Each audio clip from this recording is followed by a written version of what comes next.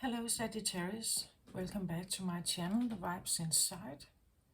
I am Mariana and I'm ready here to do your next reading.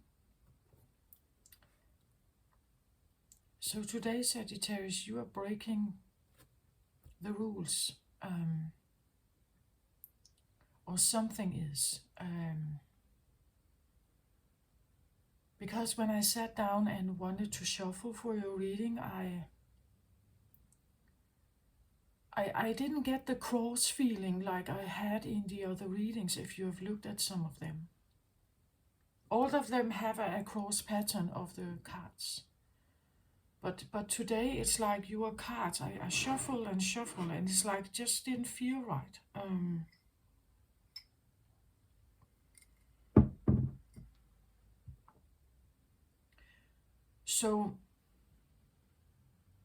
So I tried to end with what I got somehow, but it looks different, right? I must say in the beginning here, just so you know what I'm reading for, my intention is. My intention is the lighter life. Maybe an enlightened life. I don't know, but definitely a lighter life. A light of, or a life of maybe more light, more ease, less trouble, or that is from a human perspective how we would feel it, right? That life is more accommodating somehow, or that we are more in alignment with ourselves and therefore life seems less hard, less problematic, less challenging maybe. This is a general reading. It may not be for everyone. Somehow I get the feeling that this could be almost personal for someone. Because what I actually have here is not really just a reading. It's almost, I get the word creature, right? I see it a little bit like eyes here and a mouth. And this comes across a little bit like wings or something. One though a little bit down here and one up. So you know, like a creature that is, you know, it's maybe not, you know, like it's not out here flying, right? It is something is wrong with this one, or maybe, I don't know, there's an issue here.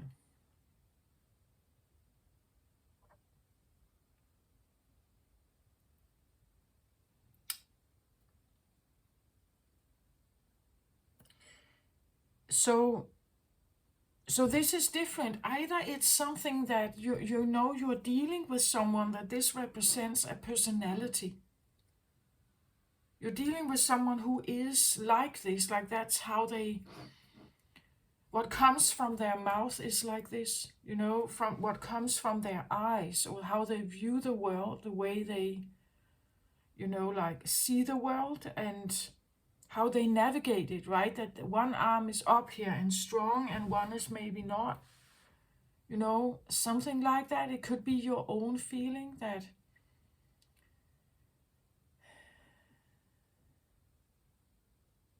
you are this, yeah, I get the word creature, not to say that, you know, like in a bad way, like a monster or something. It could be, right? I don't know.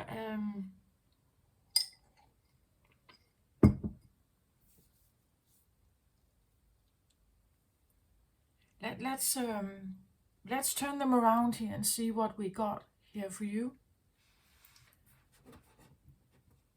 I'm kind of curious about this myself here.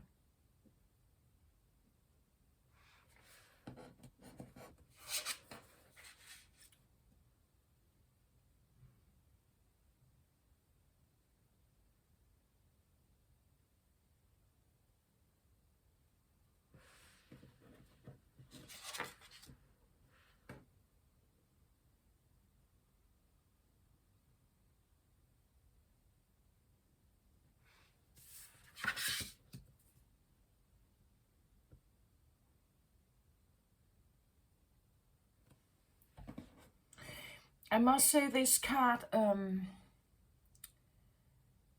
I was asking whether there should be a card over here.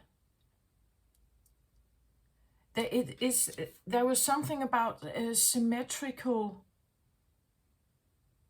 like it's almost like I felt that I needed something to, like balance, so I needed a symmetrical thing over here, but the cards didn't really show me, like this is the best attempt to tell what is wrong over here. I feel something is wrong here.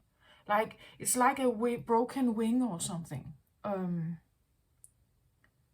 So like a dragon that can fly or not fly exactly as they want to, perhaps, and this is the best attempt to explain it, but it's actually not quite accurate. I don't have a deck. At the table, I have 1, 2, 3, 4, 5, 6, 7, 8 decks on the table, and none of them felt right to me. This is the best attempt, like, to describe what this is, but actually it feels like it's not. It's the best attempt, but not the best, but not quite, right?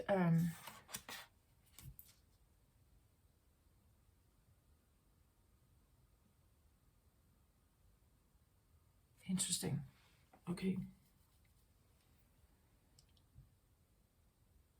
So I'm just really following my instinct on this. I really have to just.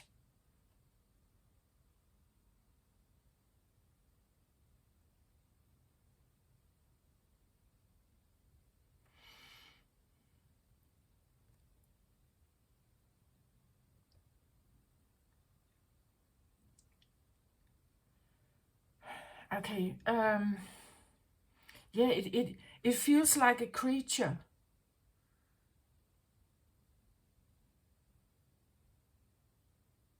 I don't know if I want to say entity. I get creature, creature, creature, creature. It says creature.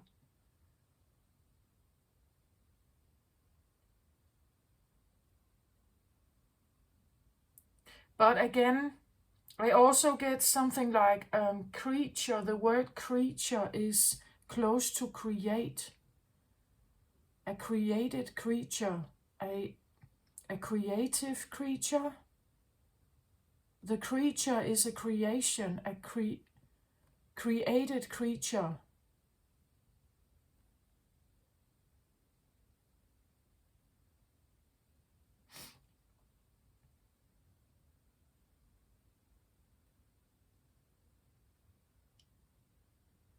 Like and creatures can come with, like you could say yin or yang or good or bad connotations to it, right? Is it a monster or is it a fairy, right? Or is it an angel, or is it I get like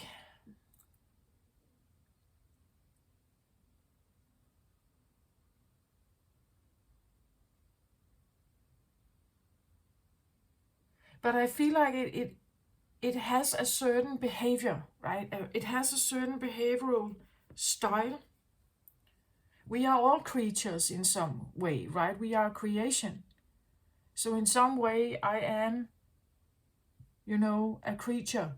And maybe I'm not liked by everyone, maybe I'm not loved or liked by everyone.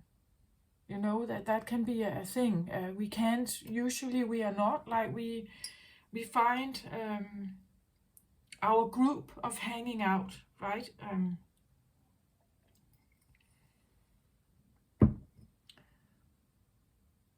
We find usually a place to belong, right? But this is like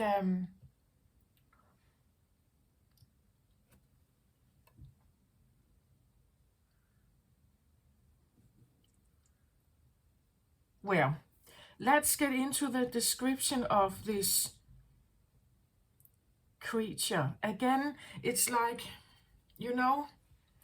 When I started out this reading, there were just cards on the table. I'm making it a creature now. You see, like I'm talking it into creation. I say that these are eyes. I say this is a mouth. I say this is a wing and this is another wing. Otherwise, you would maybe just have looked at the cards and say, okay, you have put them in a funny place, perhaps, or differently than you used to. But I'm the one who makes it now a creature. Do you understand? Like, I'm giving it a life now in a different way than when the cards were just laying randomly like this on the table. I'm trying to tell you what I see in my mind's eye. Like it comes across as eye and mouth here. It comes across as arms or wings here.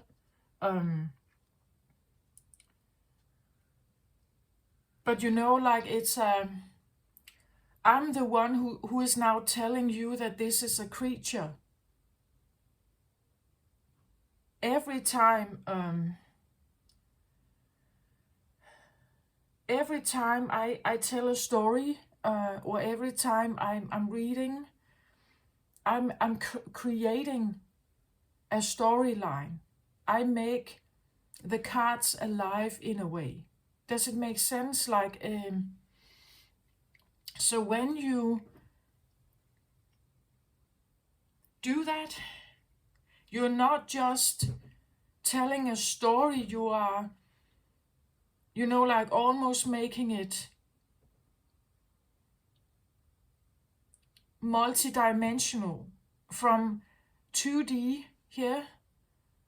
Sometimes it can be 3 or 4 or even 5D, right? That it depending on the energy that I feel. I have also had readings where I say that something is levitating, like it's flying or something like that. I give it dimension, you know, like when I say now that the cards represent a creature, I have given it dimension, or I have even given it identity, right?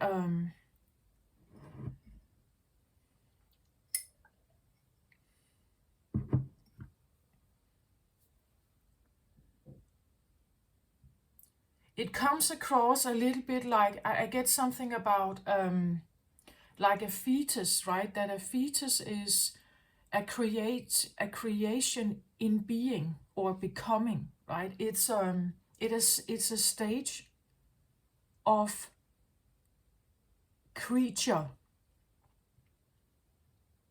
but not fully developed into being a human child yet.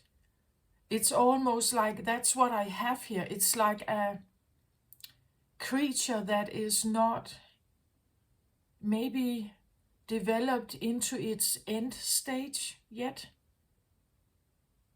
You could be this creature, like you could be or a part of you is, yeah. That's what I've talked about, that Earth is in an evolutionary state. I used for my last round of readings, I used like a front picture of these tomatoes that are, you know, like from a little flower becoming a small green tomato, and then ripening, like growing and evolving more and more into the ripe red tomato that we want. Right? If we talk about enlightenment here, or we talk about higher dimensional evolution for the planet Earth, we are still in maybe a green little tomato state. That's how I see the world. And when I say that, I'm judging, right? I'm aware of that. Like, I'm aware that, but this is information that I get.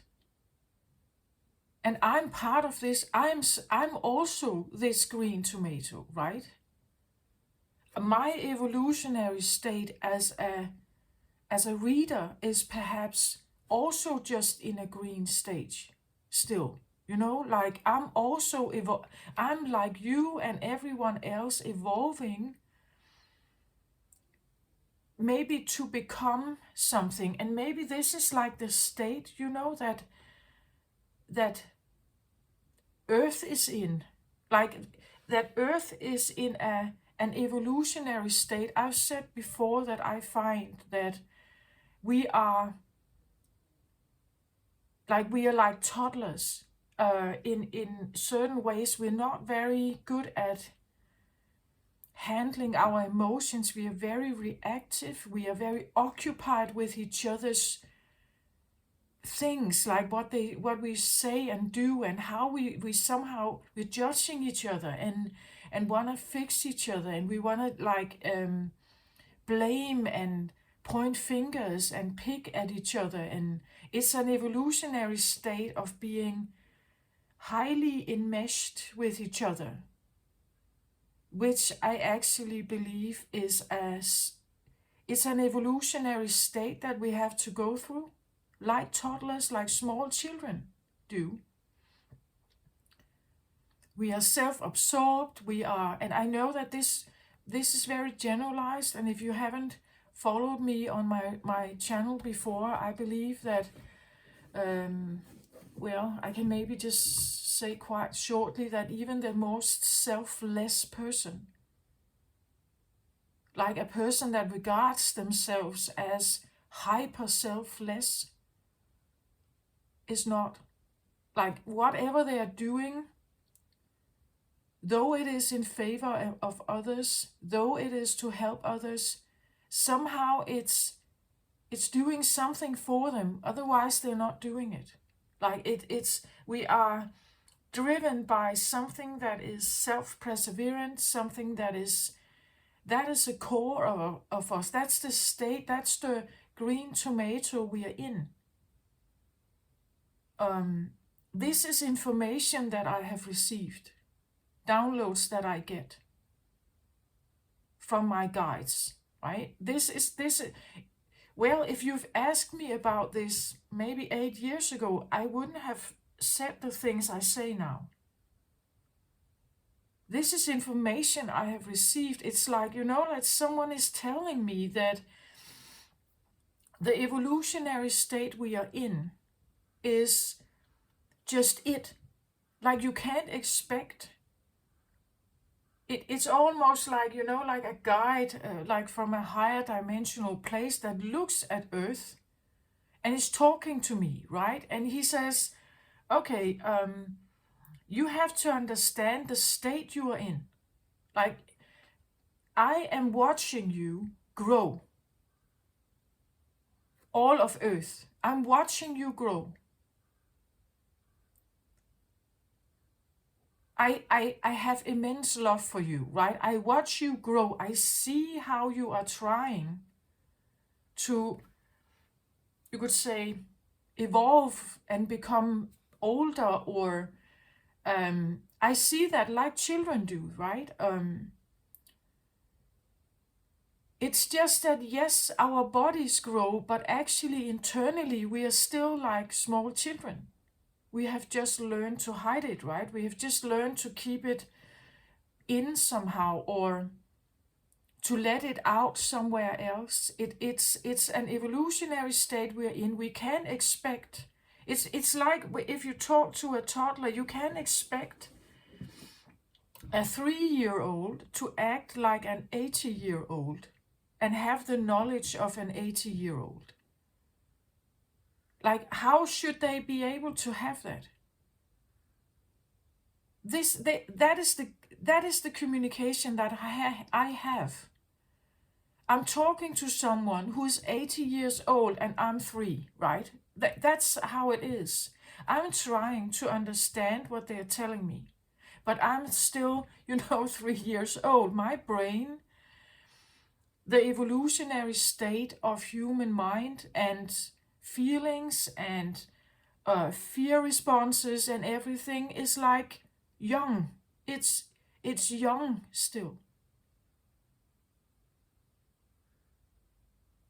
And when I get these messages, sometimes it's difficult for me to translate them, like to tell you about it. And I'm trying to follow, right? I try to follow what I hear, what I get, what information I get. But I'm still, like everyone else. So it's like an 80-year-old that tries to explain the world to a 3-year-old. And I have no other capacity of understanding the words or the transmission than a 3-year-old, you could say, in dimension understanding, like how the dimensional world is working. And a 3-year-old can only to a certain point comprehend the world. Like it needs to get bits by bit by bit.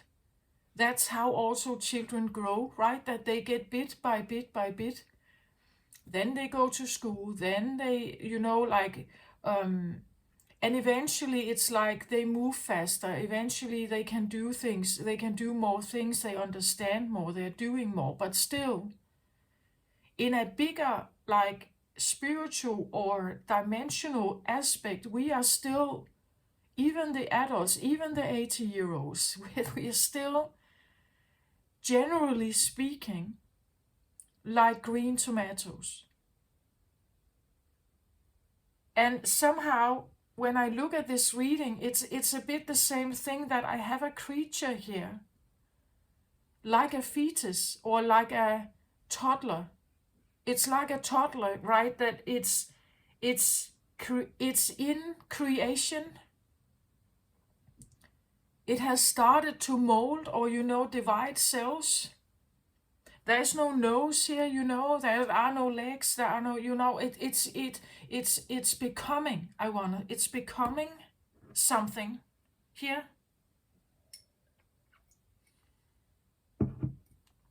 It wants to become something. I'm giving it life, like I'm the one who tells you that this is like a creature for me. It comes across like Earth, as I said, it's becoming. We are becoming. Mother Earth is becoming, but it's like you can't make an egg hatch before it's ready to hatch. Well, then you are killing it. If you don't want to kill it, you have to wait for it to become ready to take that next step. This is the same thing. It's like the cells divide when they are dividing. It's not something you can force. It's not something you can pick on to make it grow faster or become something. I am every day becoming a different reader. I'm every day growing into something. I may not know what it's going to be. Do you get my point of that? Like it's like there is a process in motion here. Something is evolving or growing. It's almost like it has gotten, like certain cells have evolved, but it's not finished. Like it's like a fetus. It's not a human baby yet. It's when we look at a human baby or a fetus, it actually doesn't look human, does it? It doesn't look human. It doesn't look like this could ever be like it looks a bit alien, a fetus. Like it only has like maybe these black points that are eyes, and it has this more salamander-like shape to it. It doesn't look human. This is what I have here, like something like that. It doesn't look, it's not ready, or it's not fully evolved. It's something that is becoming something.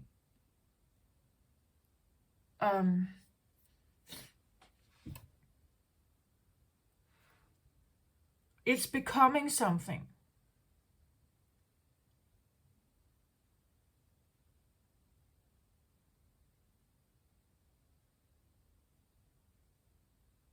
But at the same time, I also get something like, because I see a dragon egg and then something about the last dragon. You know, like if a dragon hatches, but there are no, parents,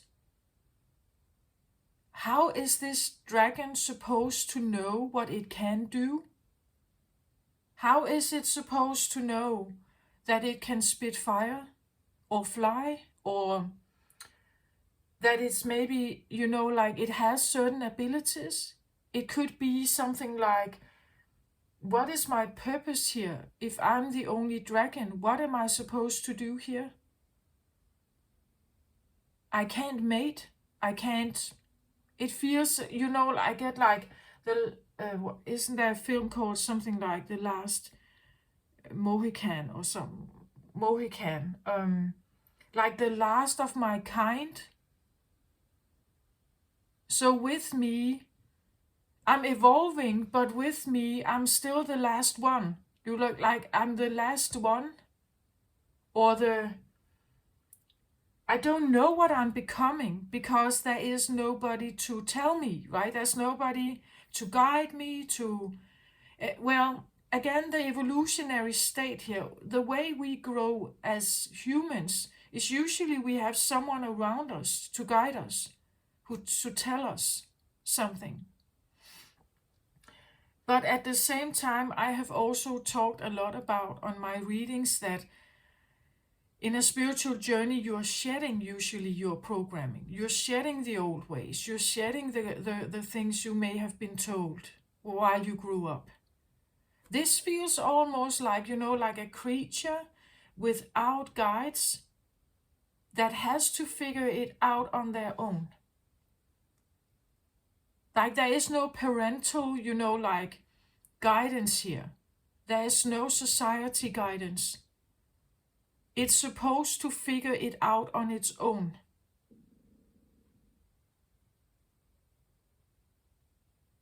So it's opposite of what we have experienced, right? We come into this world as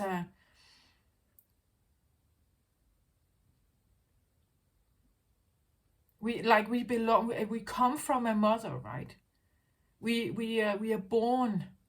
We belong. Instantly, we are born. We belong to someone, usually, right? So there is an instant sense of belonging, or a line, like navel cord, where this feels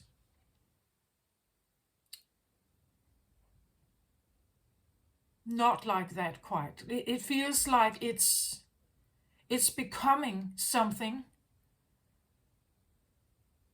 but also it's like it doesn't know what it's becoming. Does that make sense? Somehow it doesn't know its own qualities. It doesn't know what it can do. It doesn't know its power or strength. It doesn't, because nobody is guiding it.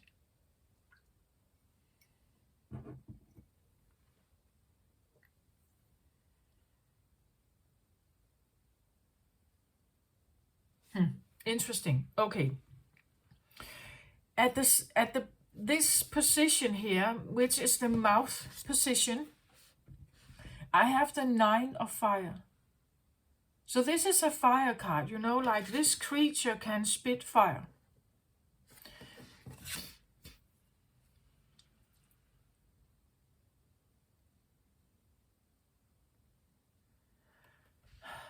I really feel like I have to go out of the box here with these cards. So just give me a moment here. Well, 9 of fire is usually being exhausted. So, like being exhausted of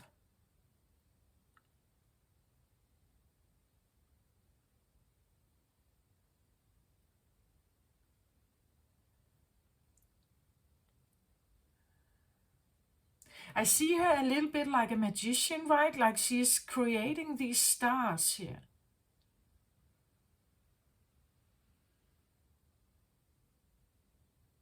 And it's in the mouth position, right?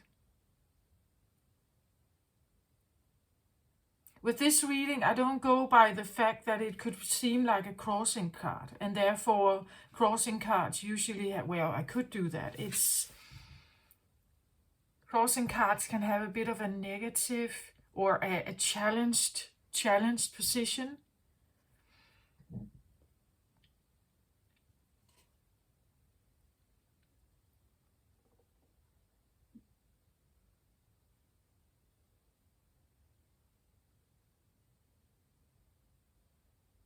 So in a mouth position, 9 of fire, it could be someone who is, you know, like they may speak of exhaustion. They may speak of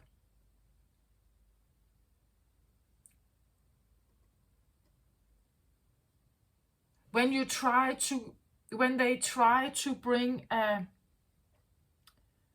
point across, like the stars here, when they try to bring a point across,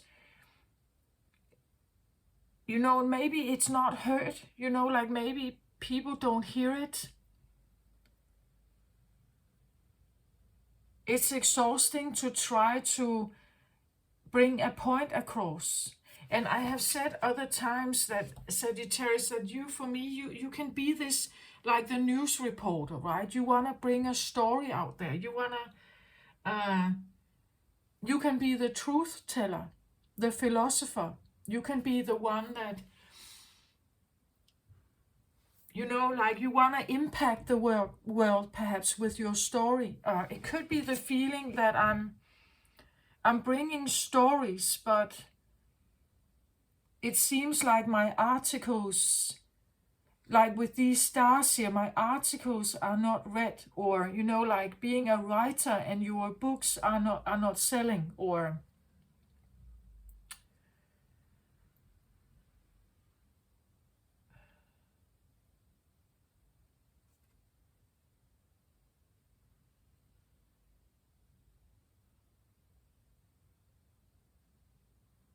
but at the same time, actually, she looks quite content when she's doing this. I really feel like this is a joy for her. Like this is what she loves to do here.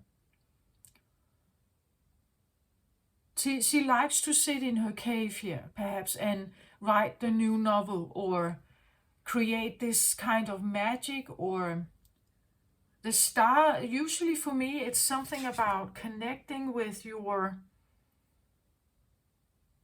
like a sense of original being, a sense of original state of existence. It could be, as I just said, like if you asked me 8 years ago, I wouldn't have the information that I, like from time to time, share here on this planet. Like this idea of the green tomatoes, this is not my idea. Like it comes from somewhere. It's because, you know, like it's like talking to my, like a deceased 80-year-old grandfather, right? Or guide or something out there for me. And they're trying to explain the world to me, right? The evolutionary state of the human earth, or the earth, and us as humans, earthlings here. And they know that they can expect us to understand what the 11th dimension is about.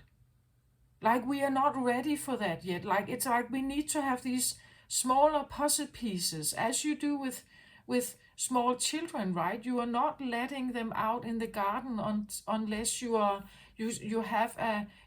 walk with them, right?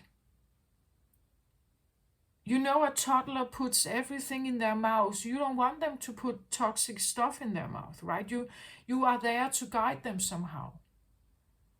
And when you know that they have learned, when you know they are not eating those berries, or they are not taking the grass in the mouth, or they are not eating dirt or something, now you can let them in the garden on their own.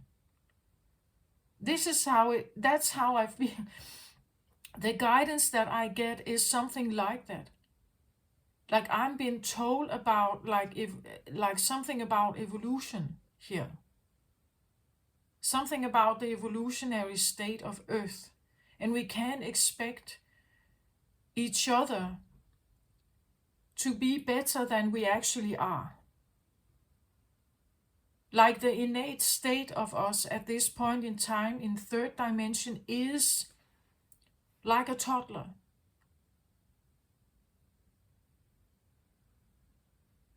Again, society, there's also something about the way society has set us up to be highly enmeshed with each other, to be occupied with each other's stuff, gossiping and criticizing and being involved, and you know, like we come together, we bounce off each other, we come together and bounce off each other, some connect and it's very symbiotic and harmonious, and some are in this constant like back and forth drama thing.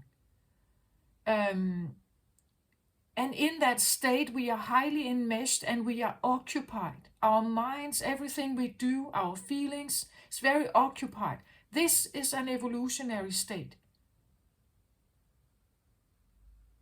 When we grow out of that state, we are probably not doing it so much anymore. We are probably not seeking that anymore that much. We figured it out. As I'm telling you, and I know it sounds presumptuous, but I'm literally saying that we have to get over ourselves, our self-involvement and entanglement in this. Like we have to get over that to evolve, if we want to evolve. I don't know if this is the same thing, that this creature here may need to get over itself to evolve. Otherwise it stays like this. Perhaps. Maybe it stays in the feeling that, because it is a fire here, so it's spitting fire. It could be, you know, like someone, when someone is spitting fire, 9 of fire here, it's usually in I would say defensive. It's an exhausting energy. It feels defensive, like it's defending itself. It's on guard. It looks over its shoulder. It's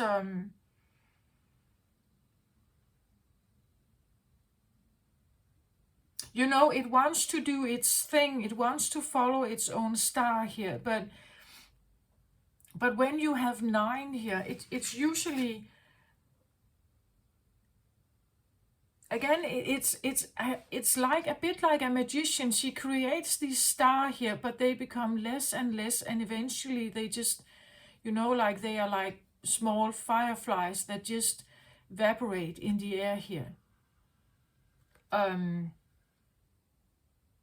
Having an ability to do something here, or speak something maybe, but fire is, well, can be passionate, being quite passionate about something, but it seems like, you know, like speaking for deaf ears, like nobody seems to like it or listen to it, or it's a bit exhausting here. That's what the 9 of fire usually is.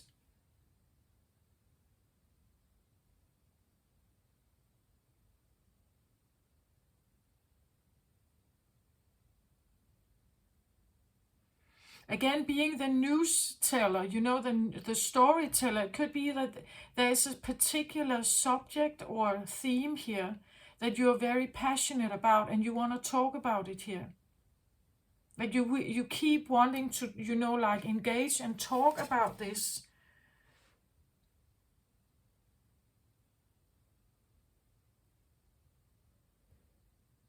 well,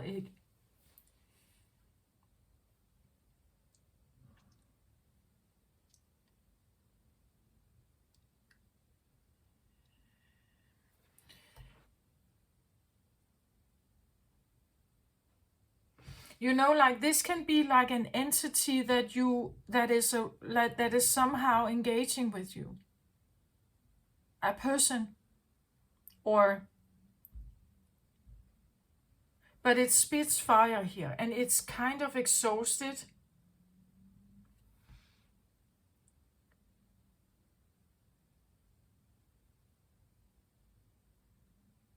I feel like it's repeating a story here. It's repeating a story of something. But it seems like nobody...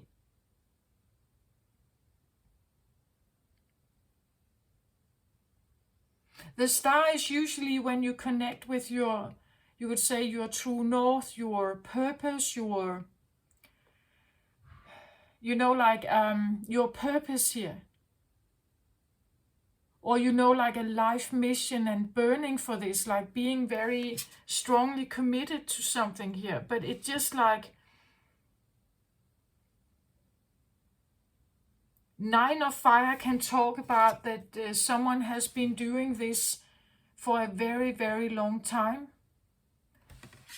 Like a creature here that has been trying to get its purpose out there for a long time.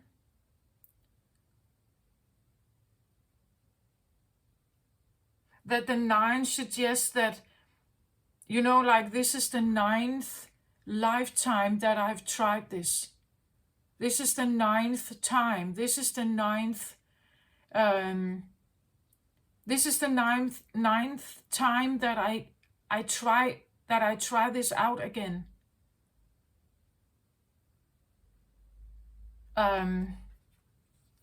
And it becomes kind of exhausting, right? It becomes kind of...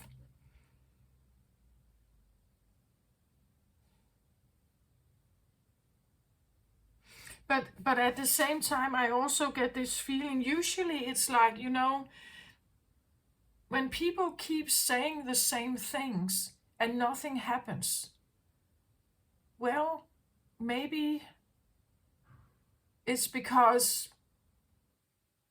people really don't want to hear it. They're not prepared for it. They can't relate to it. Or you are somehow like, isn't that, was it Einstein or something who said, if you're repeating the same thing and again, that is the embodiment of insanity or something, that you're trying to get something done and you're doing this, you're trying to do it with the same method again and again and again, and it's not working out. You are just keeping yourself in a loop of trying.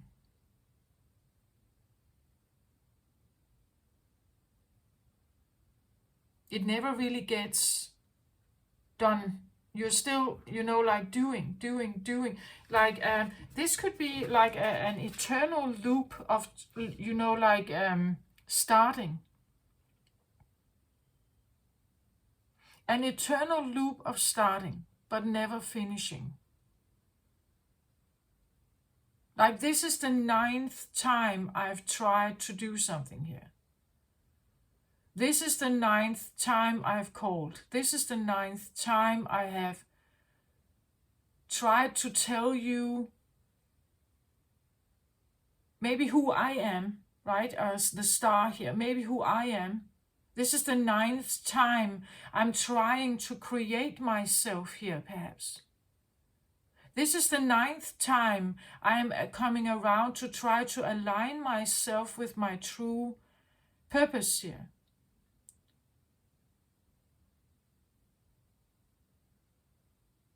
You know,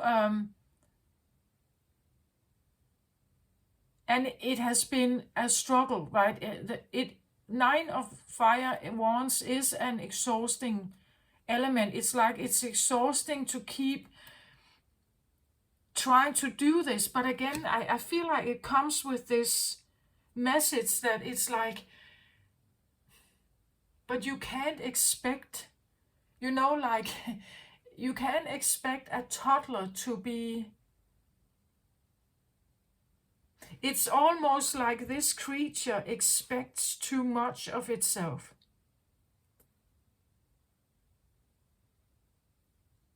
Like a 3-year-old that is overly responsible, that is overly aware about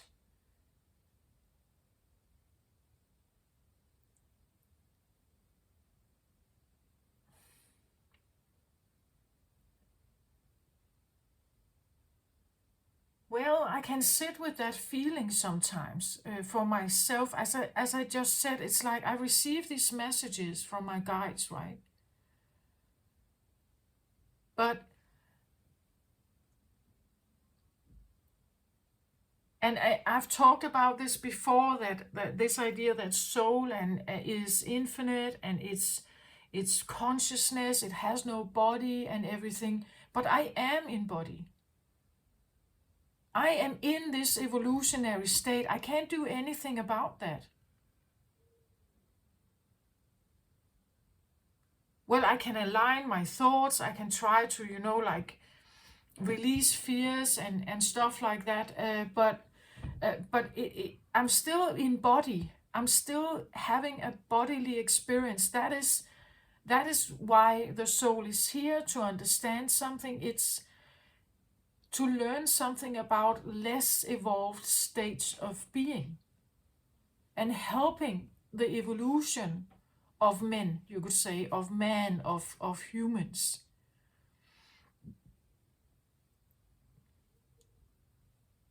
But it still doesn't change the fact that I'm still here. And the main, you would say, earthly vibration is still in a certain place.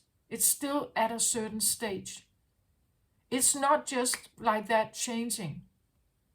And maybe that's, I feel a bit like I'm trying to do this. Like, like I have, you could say, big ambition maybe, but then they become less and less. It's like watching.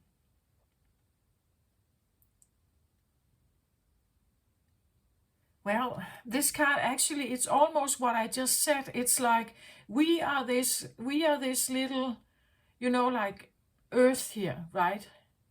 That is going through evolutionary state, and it's almost like an entity is looking at us here, holding this evolution for us, like they're watching. They're watching, right? And they see how we struggle perhaps, and then it like how something may grow, or something is how something is ascending or descending here. And it's an evolutionary state.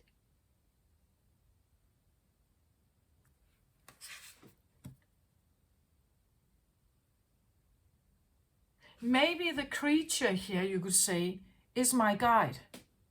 Like the one that speaks to me, right? That this, again, this idea that it has eyes and a mouth and wings or something. Maybe this is like a very cartoon-like expression of what it actually is,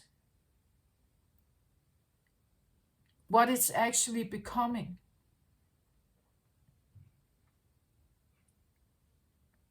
The 9 of Fire, can be storylines of trying to evolve, trying that the humankind is trying to evolve, right? But it's slow, perhaps here. 9 of Fire is a bit exhausted, like maybe you have tried to, or this creature here, maybe it's a part of you, a side of you, that wants something to be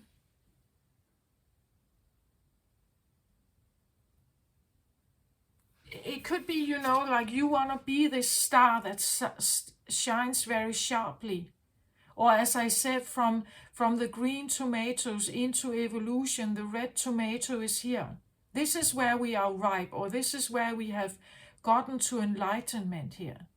But you are also watching the other stages here of evolution.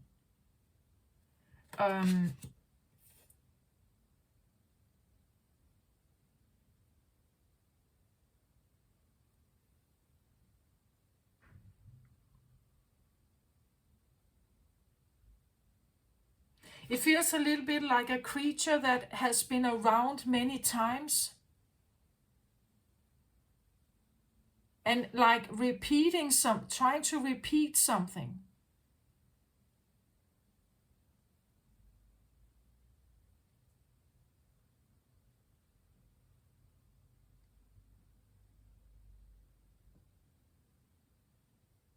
Trying to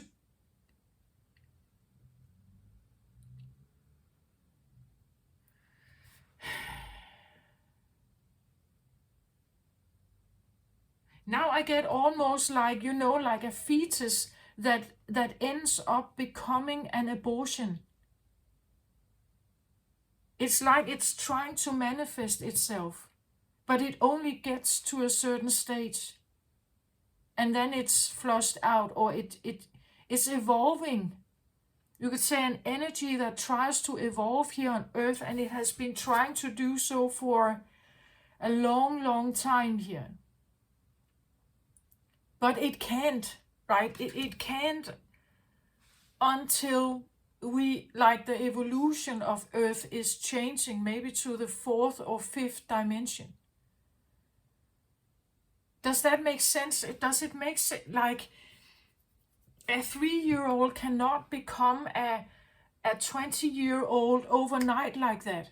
It takes a certain span of time and maturing to get to that stage. But it's almost like that's what they want to do here, right? They want to manifest themselves.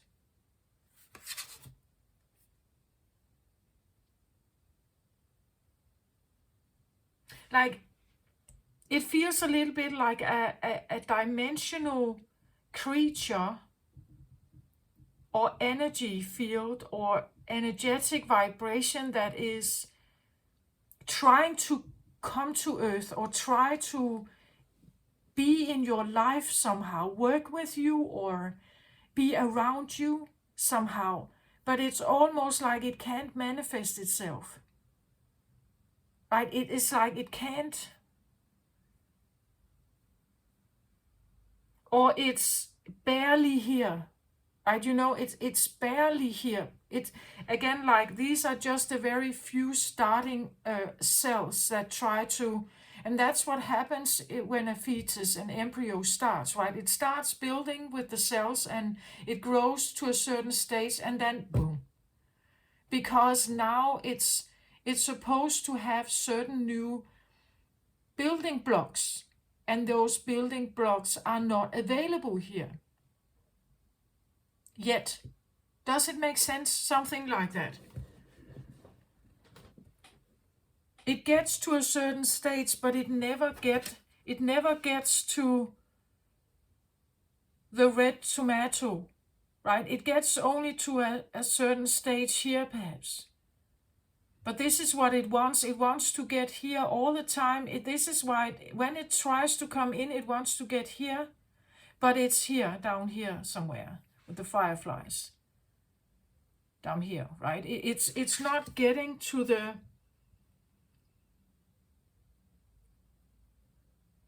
You could even say that it's like the message, the full message of something is not getting through.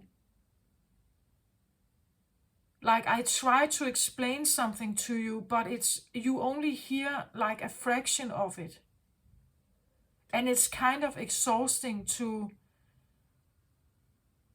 like repeat myself. Like again, I've said it 9 times. I've done this 9 times. I've tried to do this 9 times. I'm kind of repeating something. It's like I'm saying this. Maybe someone should try to, I don't know, say something in a different way or show it in a different way.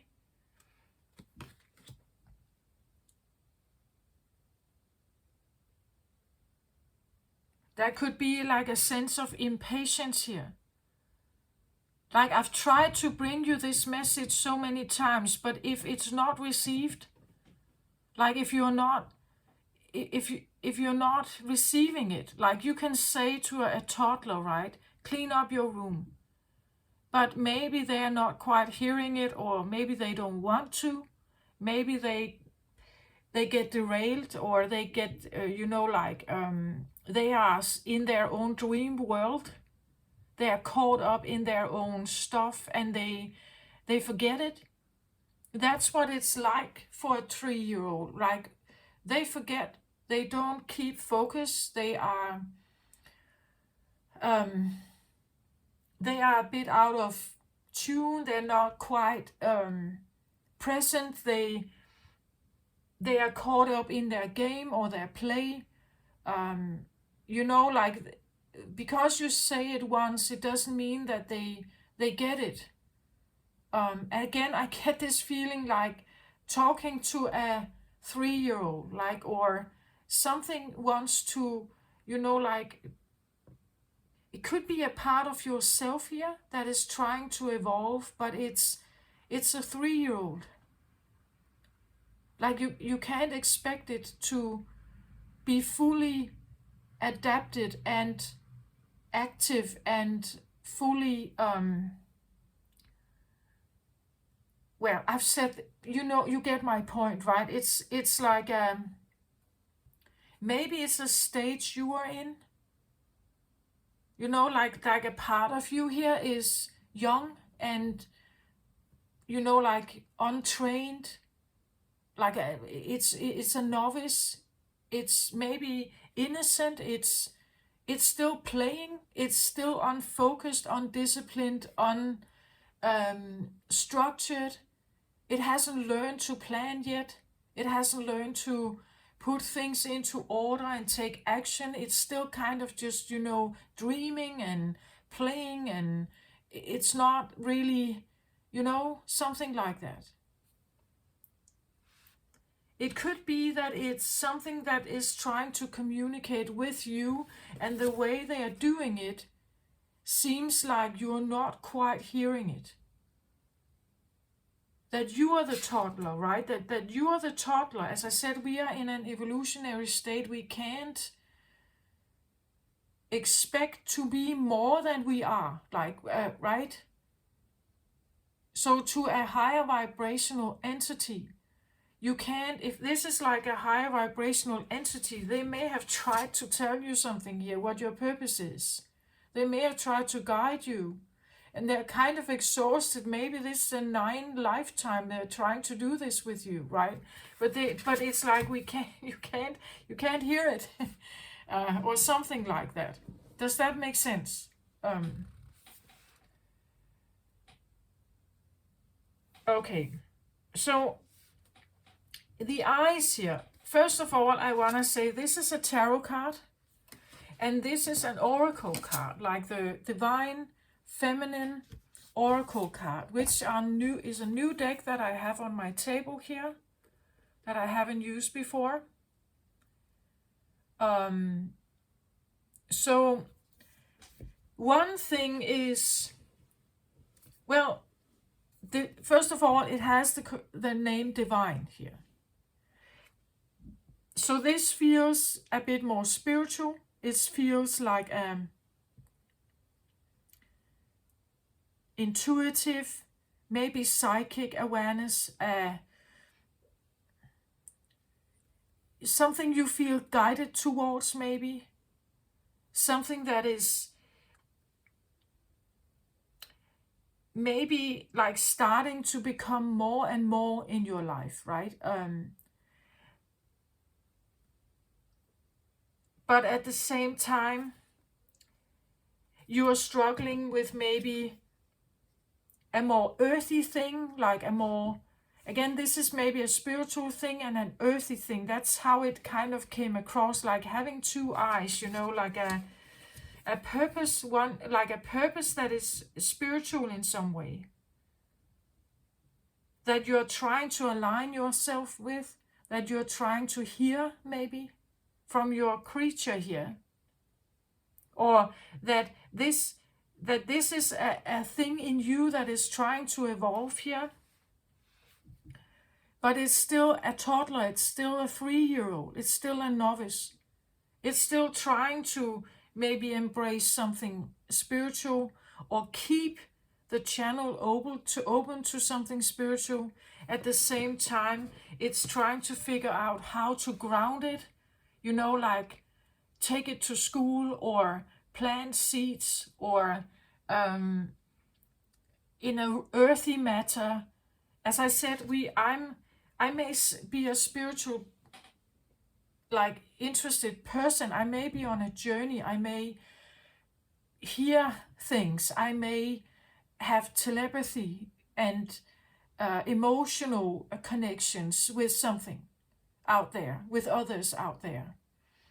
But I'm still human. I'm still in a human body that needs everyday maintenance like everyone else. I'm still also an earthy toddler, right? I'm still that, while I'm also maybe embracing something else about myself, right? That I'm still, and maybe if you are on a spiritual journey, you are kind of doing that also, like you're still having your human needs that you need to have embraced. And then there's this other side of you that is maybe calling you somehow, right? But you may not be able to hear it fully here. Again, I get this feeling it's like a novice thing. It's new, it's untrained. It's like you haven't sharpened that antenna. You haven't figured out how to exactly hear this. And even if you hear it, how do you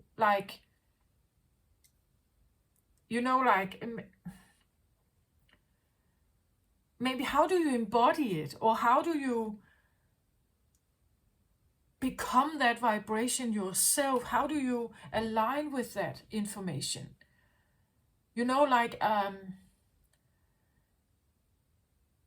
Suddenly having a spiritual awakening and knowing that I'm a crystal healer, or I want to be a crystal healer. So that could be the spiritual path here.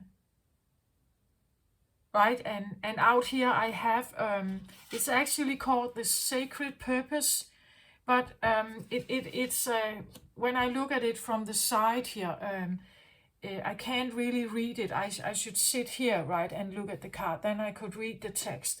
So when my eyes were just, pondering over it, it came across as not sacred but scared. I misspelled, you could say. I changed the C and A here into scared purpose. So a sense that whatever you may feel like you are aligning with here, that something is calling you to go somewhere, but then it comes up, and maybe that's why it feels like a broken wing here, like a scared purpose. Or a scaring purpose is like if it's scary, we may not want to go there. Again, as I said, I'm a human being. Like if something scares me, I would put my guard out, right? I wouldn't go there.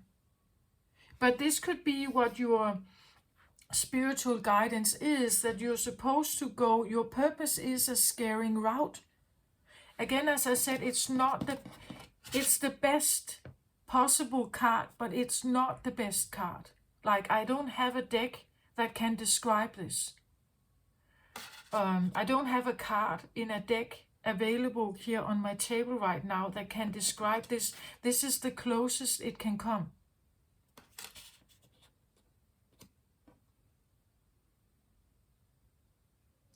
So that is one way, right? And then there's maybe a more earthy thing, right? An earthy matter that is also important. That is also a thing that you are dealing with, that you are considering.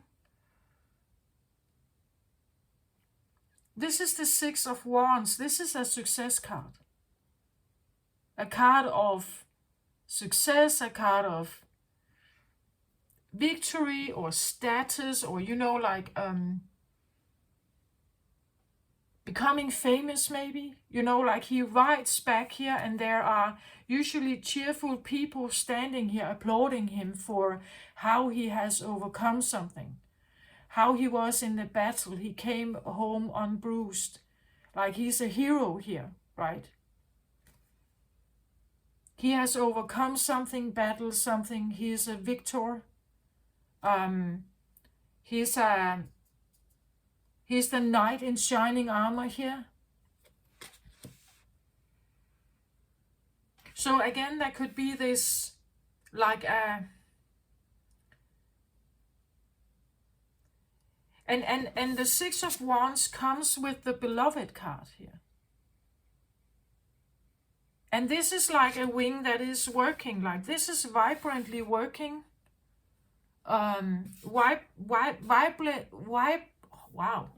Vibrantly working. This is something that is active.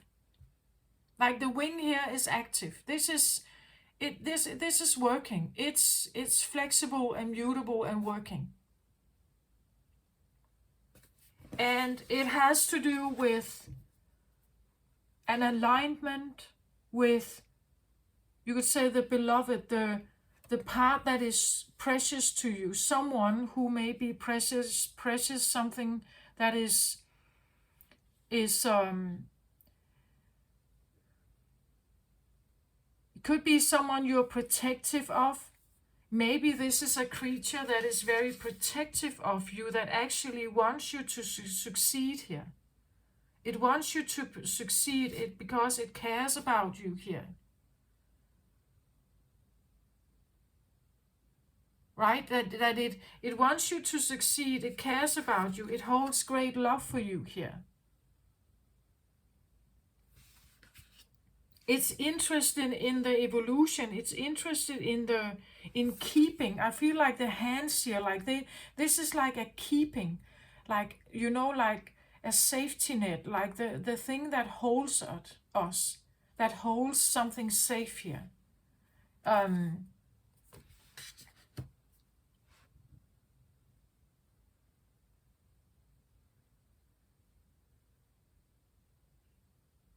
So on one side, we want to be safe. We want to feel successful. On one side, we want to be loved and feeling successful here. Maybe in the human realm, right? That we can do this.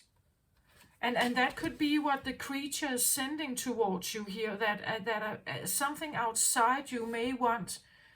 As I said, it's like, this could be like an entity that looks at Earth, she holds it, right? She holds this evolutionary state in her hands, like a divine mother, something like that. A godlike divine mother energy that looks at her children, at her 3-year-old, knowing that you are not there yet, like you are not an adult yet, you're not quite capable yet. I see that, right? I'm guiding you, I keep you in your transformation here. You're getting there, right? I'm encouraging you, this is what is there. This can be a guide around you that really wants you to succeed here. And they hold very much like love for you and care here for you. Like the hands is like this keeping, the safety net, that I'm here. I hold you while you are expanding, and growing here. I really want to see you succeed. At the same time, I'm presenting you with spiritual growth. At the same time, I'm asking you to, work with me. Hear what I'm telling. Hear me this time, right? Hear me what I'm telling you. That I'm telling you something, but at the same time you are telling me something. If this is like an entity, a divine energy here, or a guide, some kind of energetic guide that is with you, It's like you are almost exchanging information. As I said, it's like every time when I receive new message from my guides, my guide team, and it's, you know, like it's not earthy. Like it's not earthy matters. It's something about, as I said, this evolutionary state. I've had a lot of downloads about physics, about like atoms, about how the physical world is interacting, that it's all very physical, very energetic, very logical, scientific, that I've received a lot of information like that. And it's intelligent, it's sharp, it's very like scientist, like researcher, architect kind of energy. It's not very emotional. It's not very romantic. It has no vibe of that to it.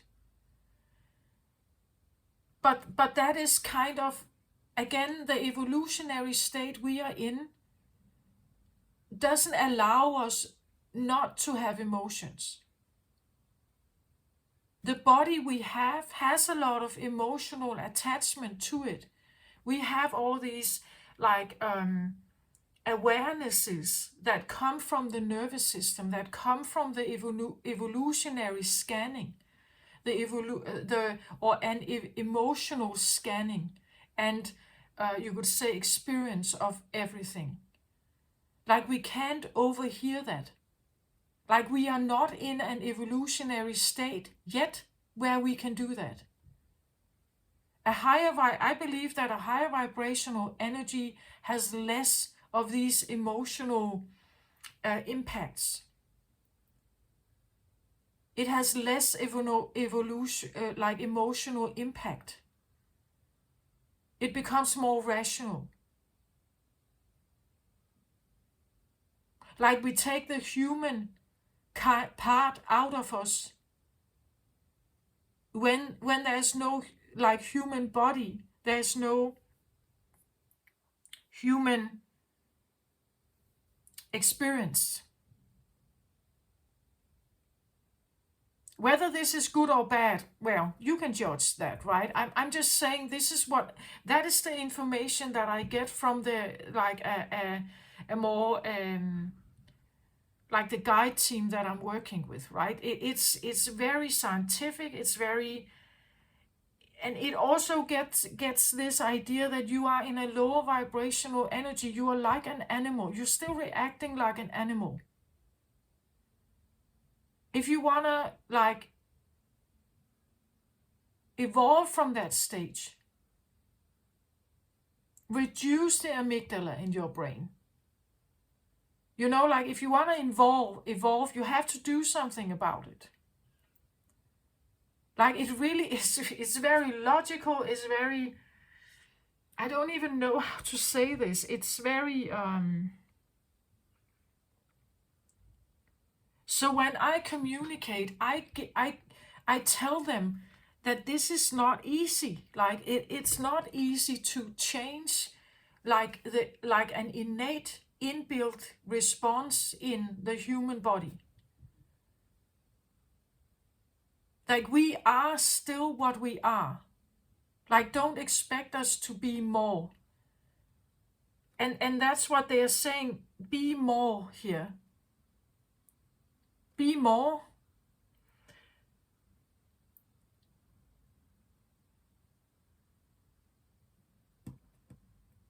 But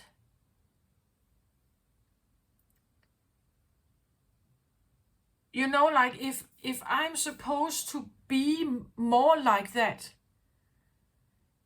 something of me is then changing. Some of the emotional responses that I have are changing then.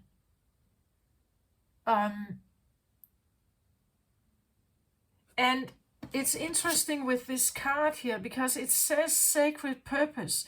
But when I look at her, she comes across to me like a statue.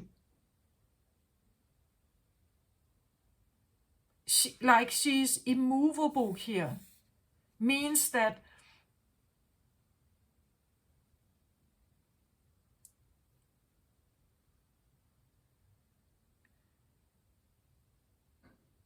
Well, it's almost like, like a question like, do I become inhuman if I'm embracing more and more of higher vibrational energy? Do I lose one of the things that are characterizing most humans? That we have emotions, that we talk about them, that we are enmeshed in each other's stories and feelings and everything. Will I lose that? Because it says sacred purpose, but I felt it was a scary purpose, right? Like if I'm supposed to embrace my sacred purpose, do I become like a stone for people? Like do people see me as a stone? Like someone who doesn't care, or it comes across as not caring. It comes across as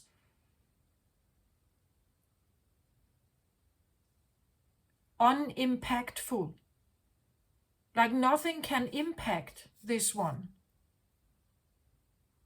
If you become bulletproof in your existence, that can be a sacred purpose, meaning that you have come to incarnate here to be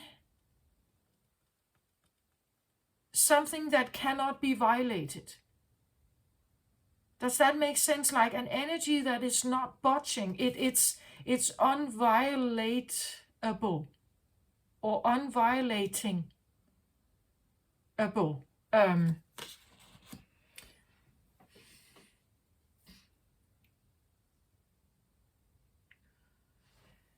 But at the same time, to have that energy,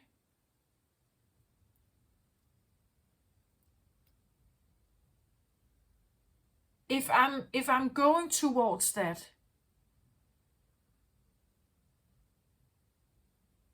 is it going to make me inhuman? Like an AI here. Will I come across to other people as an AI? Like I can't be impacted by people's stories. I'm bulletproof somehow. I'm a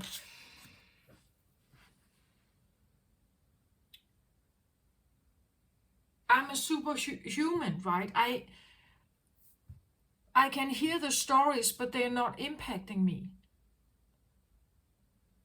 Again, this is not the perfect image or the perfect message. It's just, when I look at her, first of all, she's gray. She looks a bit like a concrete statue to me.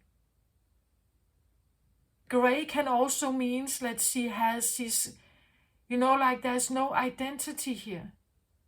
People don't know you. Like they can't see who you are here. She can come across as cold,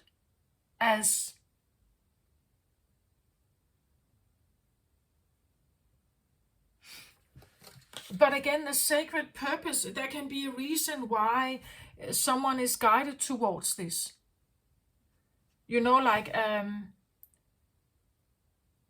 For instance, I believe that the yin energy that is trying to come in here on earth actually has to be quite fierce.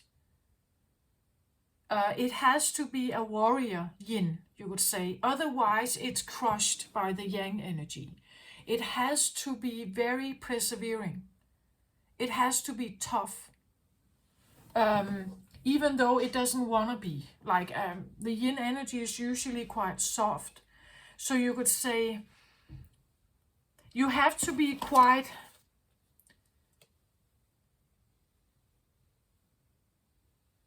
How can I explain that? And again, it's not the best picture here. It's like you have to be fierce and unviolatable in your softness, or in your... Does it make sense? Like,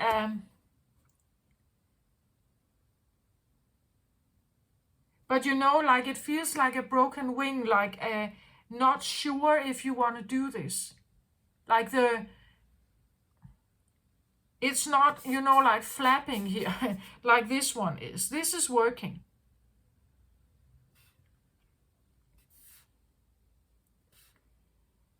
It's like, again, it's like we are in a state of, something is in a state of becoming.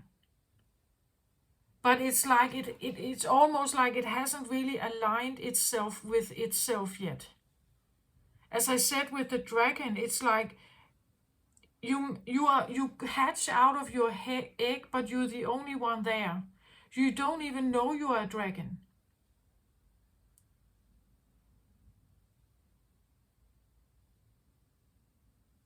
It's the response of other entities or other creatures that may make you know that you are different or that you're not like them. But you don't know what you are if you have no you just hatched into this world. There are no history books, no guidance, nobody to tell you who you are here. You have to figure it out all on your own, what kind of abilities you have. Maybe it's the 9th time that you're trying to do this, that you're trying to incarnate or build or create something here, or become something. You know, like the 9th lifetime, the 9th time around, the 9th cycle of something.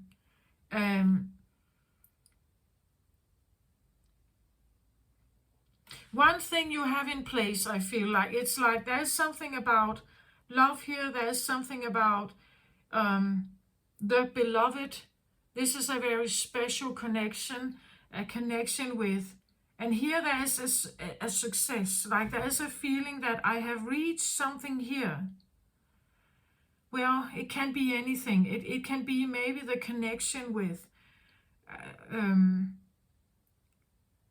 love in your heart, self-care or self-love in your heart. Maybe there's a strong connection with this. Maybe it's connection with God, feeling safe in the world. Maybe you have succeeded in this area, but over here, there's something not there yet. I feel like it's not. It says here, Mayushan, as the divine feminine card, it says, the Princess of Mercy. Giving is receiving, the energy of the universe is merciful.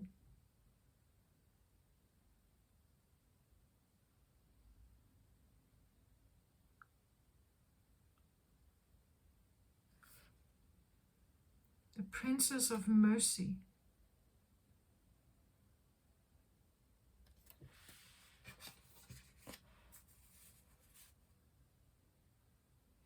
Well, mercy is an interesting card,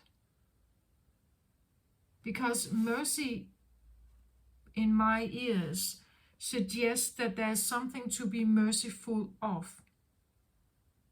Like there is a situation or something that requires or is asking for mercy. Mercy is usually when we know that we have done something wrong, right? That like we would like forgiveness from our parents, or we would like forgiveness of someone, or please have mercy on my soul, we sometimes say, right?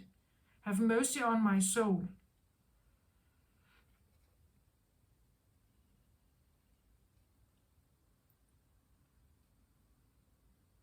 Having mercy on souls.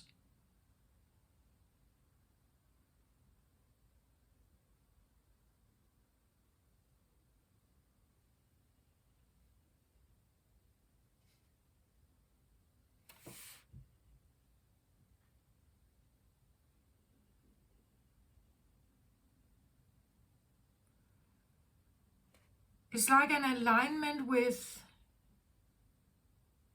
being merciful.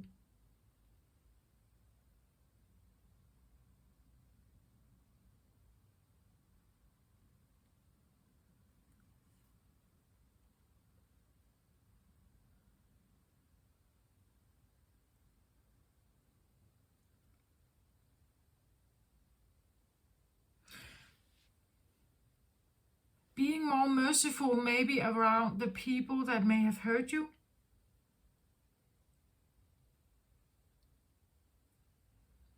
Because again, it's like the statue here, right? That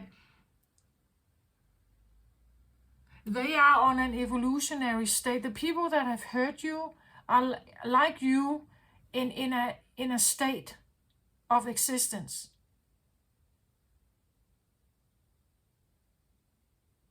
They're not perfect. They are not outgrown. They're not adult, you could say. They're not ripe. They're not enlightened.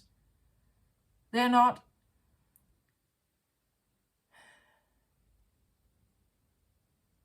Yeah, they're not perfect. So if you feel, again, when someone is asking for mercy on their knees from someone who is not on their knees, first of all, there is some kind of recognition that something bad is done, right? So someone must be on their knees here asking for this mercy, and someone must give it. So here there is an imbalance in how people see each other. They are not equal, right?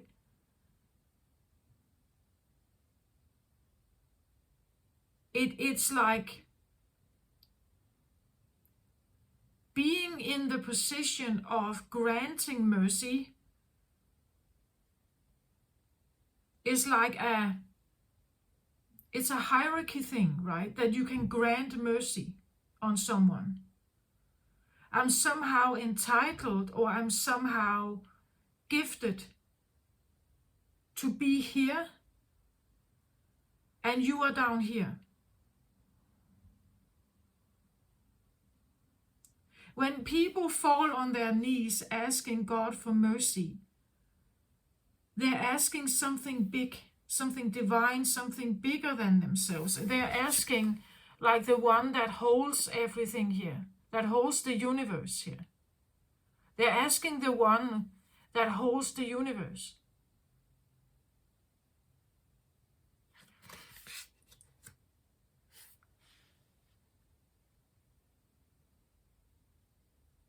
They're asking something bigger.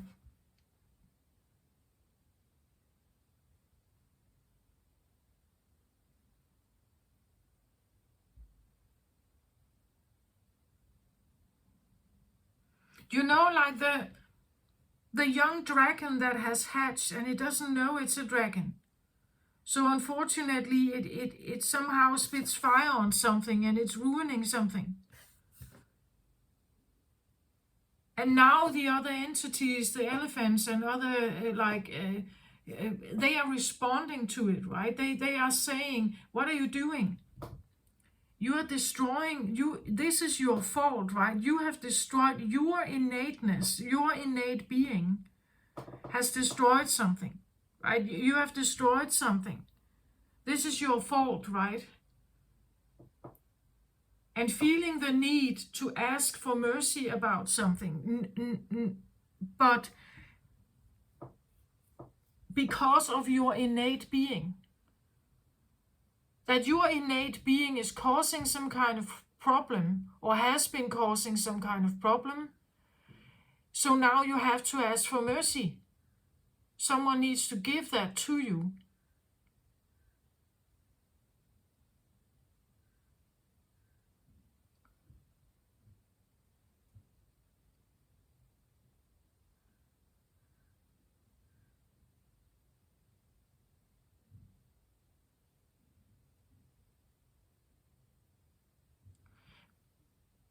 Giving is receiving, it says here. So if you can, like if we see this as the stone people here, like the stone people of earth is like, you could be the one that is actually starting to give mercy. Maybe not saying it out loud, but in your heart, you're giving out mercy to those people that have hurt you. That people that have hurt you. People that are set in stone, that are fixed in the energy they are in, they can't move. They are, you know, like again like set in stone, like they are not you could say receptive of any kind of change in their life. That the sacred purpose or the scaring purpose here is realizing that people are at an evolutionary state. Maybe they are fixed in it. They will not necessarily change, no matter what you are doing, no matter how much you're trying to maybe tell them here about something. It could be the realization that your sacred purpose is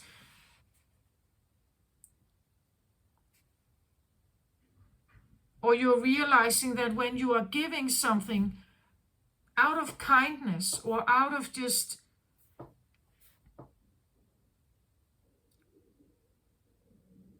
a sharing perspective,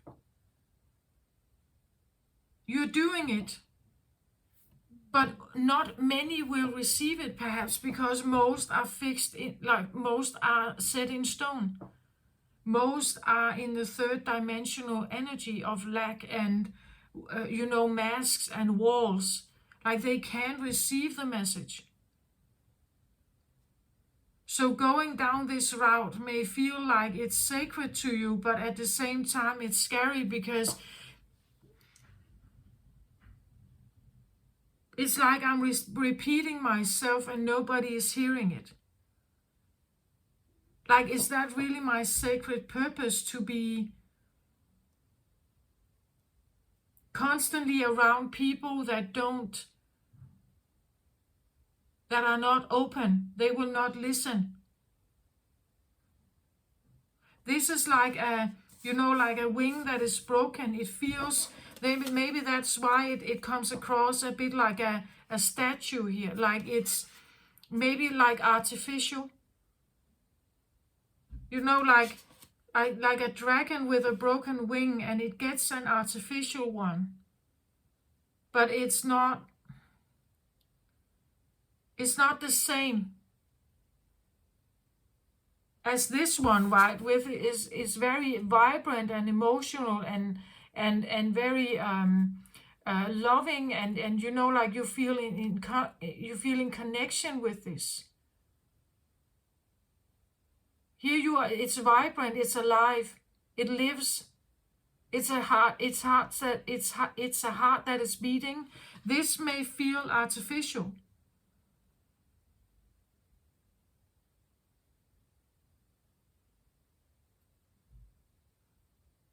So your sacred purpose, like as I said, the sacred purpose comes in like a feeling of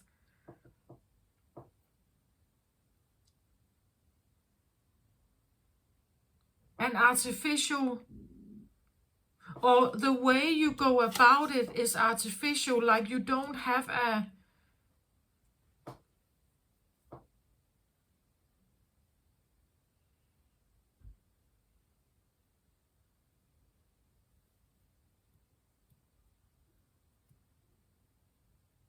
Now I suddenly think about the movie that is called I Am Mother. I don't know if you've seen that one.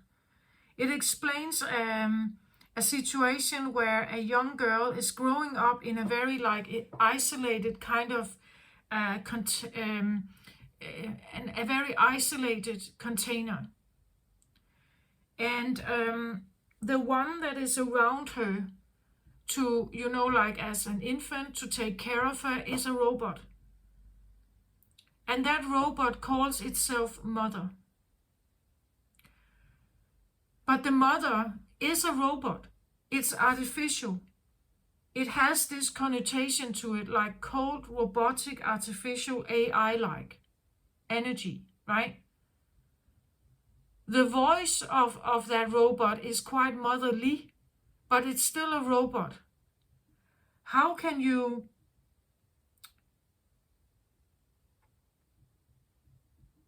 have, like vibrant loving and alive intimacy with a robot, right?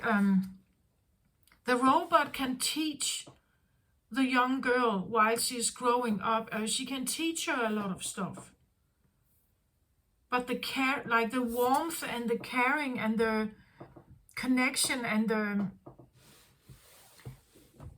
everything that makes it human for a little girl, a human girl to grow up, how can you get that from something that is very artificial here? But the girl doesn't know anything else. There is no other reality for her. She's alone there with mother.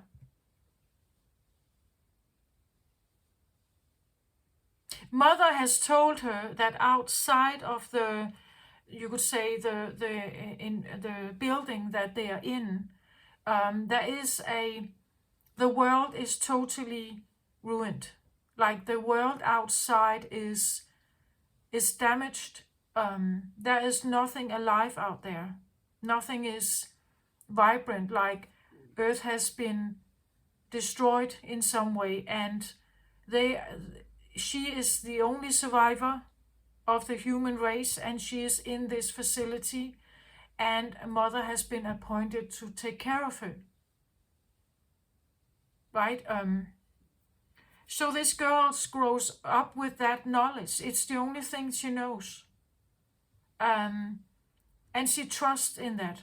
She has no one else. That's the human, one of the human conditions, that we have to trust in what is around us to give us information.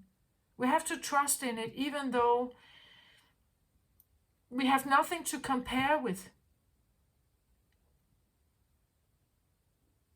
We're not given a second choice, right? We usually get a guidance, and then we follow that guidance because innately we have to trust it somehow. But in this movie, you could say the information that was given to this girl was not accurate. Outside, there was life outside. Eventually, at some point, someone is coming in. And this young girl is now standing face to face with another human being.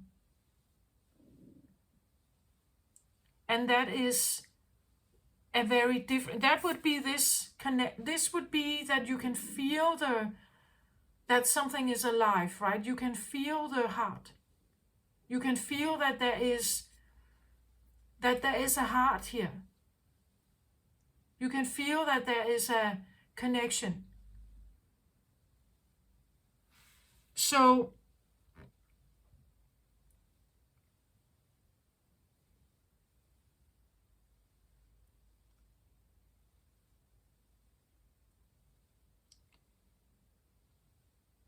and I think there is a success wish here. This creature wants to have success in that area. It wants to have connection with something that is very heart-based here. On one side. And on the other side, and this is vibrant, like this is moving, like a wing here. So somehow I feel like this is established. Somehow this has actually gotten through, this is established, it's working. On the other side, and again, this can be a thing in you, like this can be part of you, right? Another side of you is more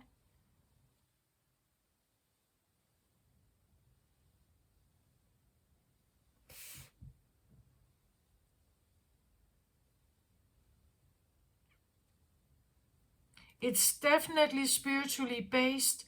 It's definitely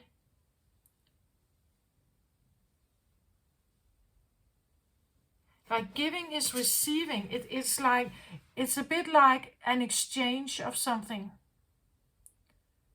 But this idea of mercy is just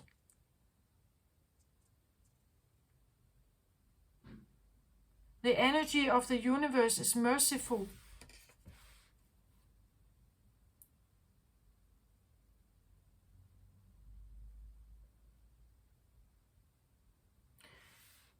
It suggests that anything, I would say, could be forgiven. Like the energy of the universe is merciful. So anything could be forgiven here.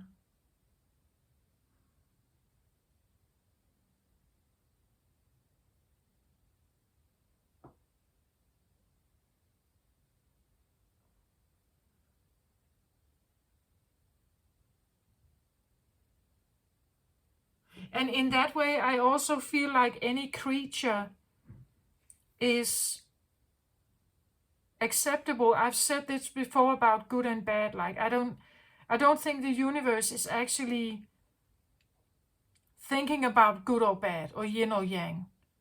It just is. It's part of creation. Like if you don't have both energies, you can't create anything. It's like it has to be present. Order and chaos. It has to be present to. So I don't think that anything is like with the sense of universal eyes or consciousness, pure consciousness energy. There is no such thing as good or bad. Like it just is. But it doesn't grow well in us, right? We have a distinction between good or bad because our body can be hurt or even die or being threatened or something. Our existence can feel threatened. So we have a distinction between good or bad. It's an evolutionary state to be in. In higher dimensional states, it's not the same. It can come across as cold. More, very like, as I said, like my guides are like physicists. Like they just explain everything to me in like a very physical manner. There's nothing emotional in it. There's nothing, but there's also no judgment. Nothing is judged. It just is. We can say here it's merciful. I get more like it's non-judging. There's no judgment. But you know, like if you step into an awareness of being non-judgmental, this is difficult for people to understand. Like someone who is never judging anything is different to relate to.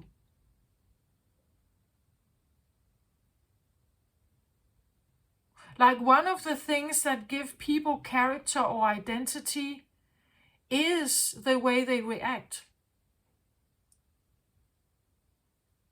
It's the way they speak, how they dress, their identity that they build, the persona they have, the way they react, the way they behave. That is what people can interpret when they meet you. But if you become this, and that can be your sacred purpose, right? That you become this non-judgmental entity here, or creature. But it means when people stand in front of you, you are gray to them. Or almost non-existent. It's like you have this vibe of non-existence. Because they can't feel you, right? They can't feel what you are. Becoming non-judgmental is not human-like, right? Because in the third dimension, as I said, we're judging all the time. Or we are scanning all the time for good and bad. Maybe not like now I'm scanning, like it's subconscious that we're doing this.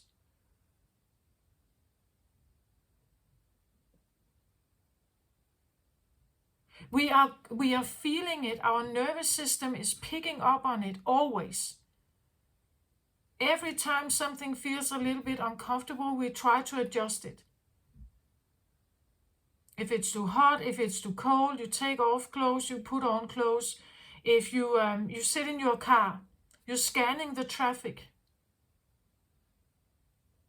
Right? We are constantly doing this. You don't go over you don't cross a street without looking, right? When you're in the bath and you turn on the water, if it's too cold, unless you are, consciously using the cold water. But otherwise, you would temper the water and you go in when it feels right.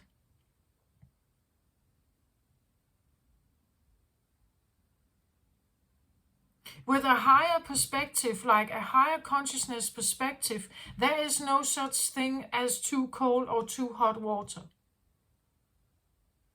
There's no such thing as safety. There's no such thing as light or dark or good or bad, or there's no such thing as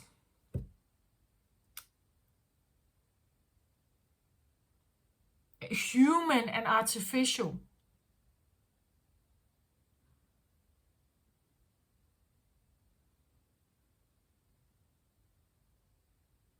But there is, of course, something that is called familiarity, something we feel most familiar with. And we tend to do that, right? We tend to go towards the things we feel mostly familiar with, where we feel most at home, you could say, or most belonging, that we belong to this. Where this can be a feeling that I'm connecting with something here that is actually it's like these are opposites, right? That this is very human-like, it's alive, it has a heart, it has a blood in it, it's a body perhaps here. And this feels more, maybe again, like identity-less, or non-judgmental, like a statue. You walk by it, you may think that it's a beautiful statue, but you get no impression of it. Like it's not it's not speaking to you, like it's identity-less. Does that make sense? Like if someone stands in front of you and they're not judging anything, it may seem like there's no passion here, where this is very passionate, right? This is like here you feel the vibrancy of someone. Here you feel people's passions. You can feel their energy. You can feel what they wanna conquer. You can feel their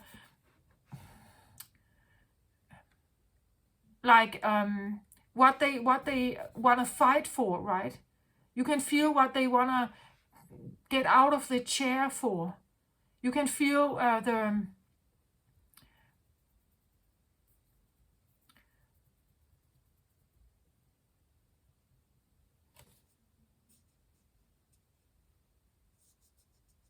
you can feel that it's almost like in the human realm, passion is rewarded, right? That when we have passion and when we are vibrant about something, it's rewarded. People like the stories, right? People like what it is you have overcome, what it is you like, what you have been fighting. The story of the battle, right? The heart that's in it, the knight heart, the heart of the knight that overcome and that has gone through the battle. And it's almost like this kind of existence is rewarded in the human realm, right? This is what we relate to. This is what we know. This is the battle we've been in. This is what we have survived. It's the stories. It's a human innateness, right? That our heart beats for something.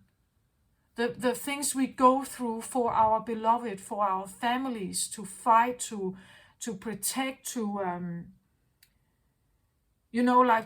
fight for something, to keep someone safe, that this tells us something about the identity that you have, right? That you are someone who fights for your family. You stand up for them. You stand up for yourself. You want to keep something safe. The story of this is much more appealing in the human existence. Like, this is the enmeshment, right, that we are in. This is why this is fluttering freely here, because this is a sellable story for the news reporter in you. This is a very sellable story.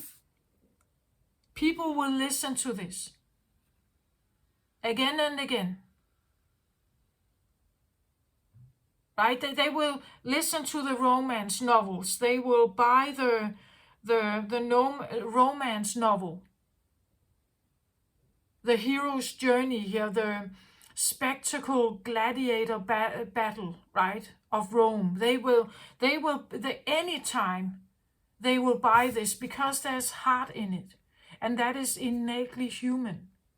This is what we relate to. This is what we are enmeshed with in our day-to-day life. This is the way. This is the gossip we have.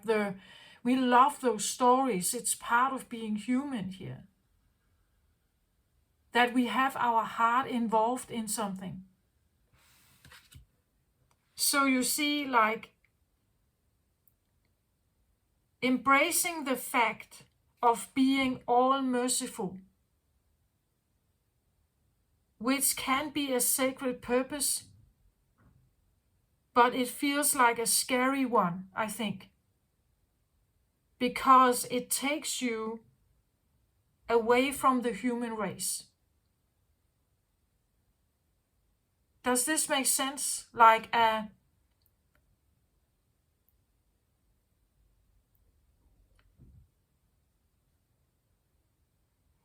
on one hand you have the full-blown humanness in you, the heart in you, the heart that, as I said, wants to fight for a purpose. It wants to have a goal. It wants to succeed in something. It wants to be good at something. It wants to be seen for something. It wants to have identity. It wants to have an I, you could say, a me and an I. It wants to have persona. It wants to have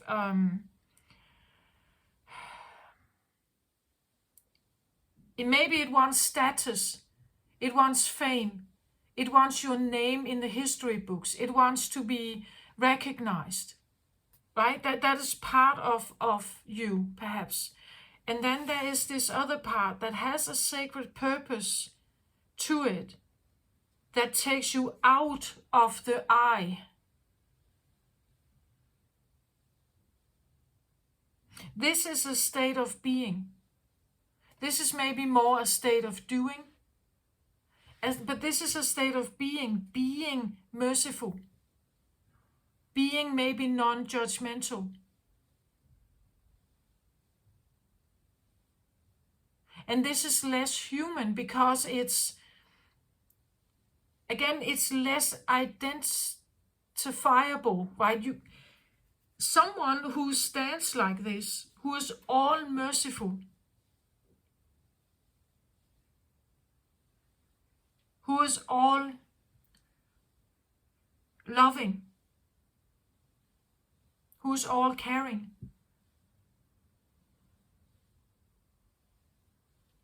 It's difficult to put one identity on that. It's like very multifaceted because it has to fathom everything there is. It's an all-encompassing and fathoming entity. And that is kind of foreign, right? We say that this could be godlike, right?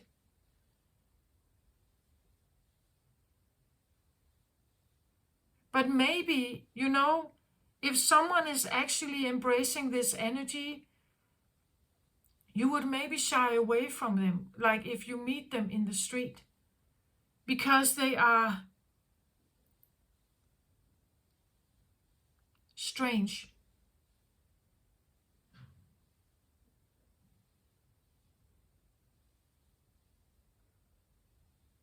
Like they have no identity. They have no persona. Like they become like a statue here in our awareness. They are not. Like if you cannot have a good discussion with this one, with heart and blood and soul in it, right? With heart and blood in it. With, with passion in it. And passion in human terms usually comes with judgment. We are passionate about something, but not something else. We are passionate about this particular theme because you feel it's unfair. You fight for the animals in the world because nobody else does, right? Or they are unfairly treated. You are passionate about, the climate, or you're passionate about politics, or you're passionate about, let's say you're passionate about politics. The opposite would be a total laissez-faire kind of energy that is not passionate about circumstances in the world. Because they're not judging. Like they're not judging the world. They see it at what it is, but it becomes... Actually, this is a kind of identity, but people may not perceive it like that. It's a choice that I don't wanna be engaged. This is where you are engaging, full-blown, full-hearted here, engaging in something. Here you are not really engaging. You are accepting that things are what they are. You are not choosing to, engage. You're not choosing to want to change. You're not choosing to want to influence. You are accepting the state of being as it is. You are accepting the state of evolution as it is. You are not discussing. You're not debating. You're not, you're not getting yourself enmeshed, you could say. Here you are highly enmeshed. Like here you are in a highly enmeshed, or you are, in a position where you, and this is working in the world, right? This is vibrant in the world that we live in. This wing is working. This we understand. Our evolutionary state understands this. This we understand. This is relatable. This is familiar. This we understand. This, however, we don't understand. This is strange.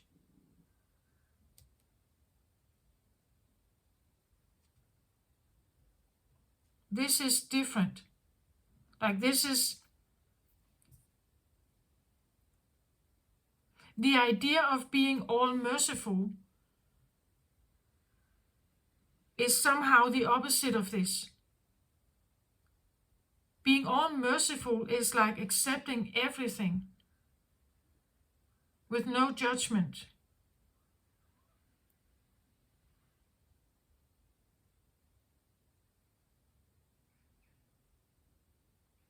It's a multifaceted. The reason why it is merciful is because it sees things from a different perspective. It has a different kind of knowledge. You could say that maybe an 80-year-old has more knowledge. They have experienced more in life. They have more awareness. They are not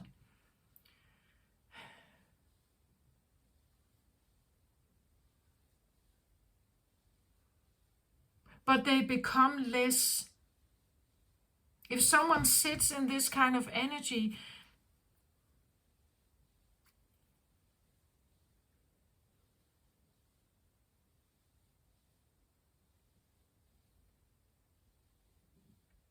they can feel a bit foreign and less there's not much to identify from here. It's like they're not telling many stories, right? They become neutral in a way. It's a neutrality. It's a neutral existence here. This is not neutral. Like, this is very chosen. The beloved. This is very chosen. Over here we have neutrality. Merciful neutrality.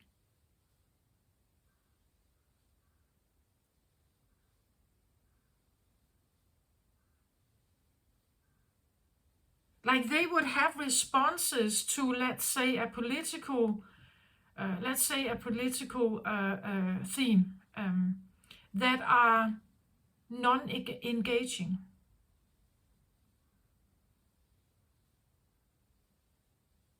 They would understand the worldview of this one.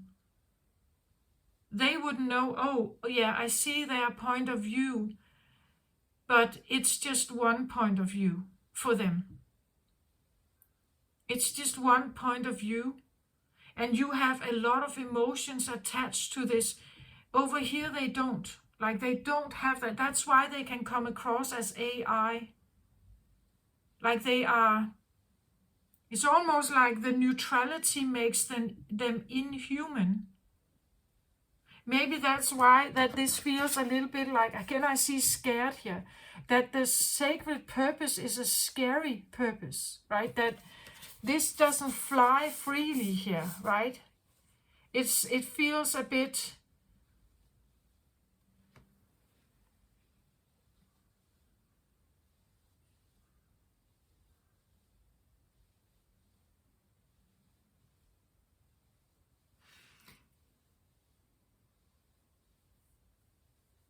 Yeah, it's like you take the I out of the I, right? You take the me away. The me is the persona, the human identity, the ego. This is an ego-less existence. This is more of an ego existence. But this is what we know. That's the evolutionary state we're in. And we feel this is the right way to be. You have to have your heart in it. You have to be passionate about something. You have to be vibrant about something. This is what tells us who you are. When I meet another person, I have to figure out where their heart is at. What their heart is beating for. What is their priorities? What is their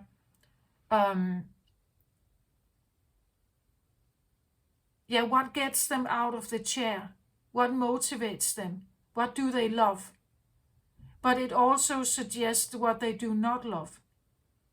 What are they not getting out of the chair for? What is not prioritized? So it's a duality existence here. But this is what is favored. This works. Like, this is vibrantly flying here. But this is not really. I get like a reluctancy here, like it's almost like, like I touch this and then I shy away because it feels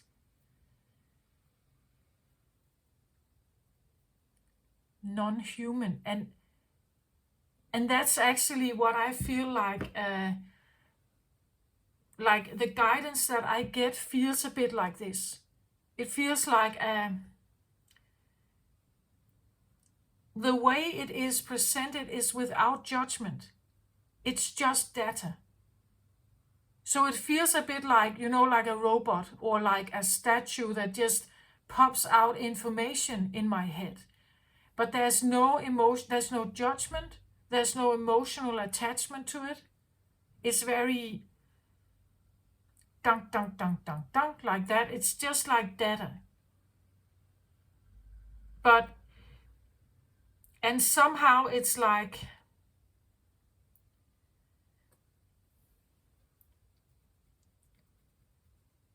sacred purpose, but a scary purpose, right? That if I have to become, like the next step of evolution, this could be the evolutionary step we're in.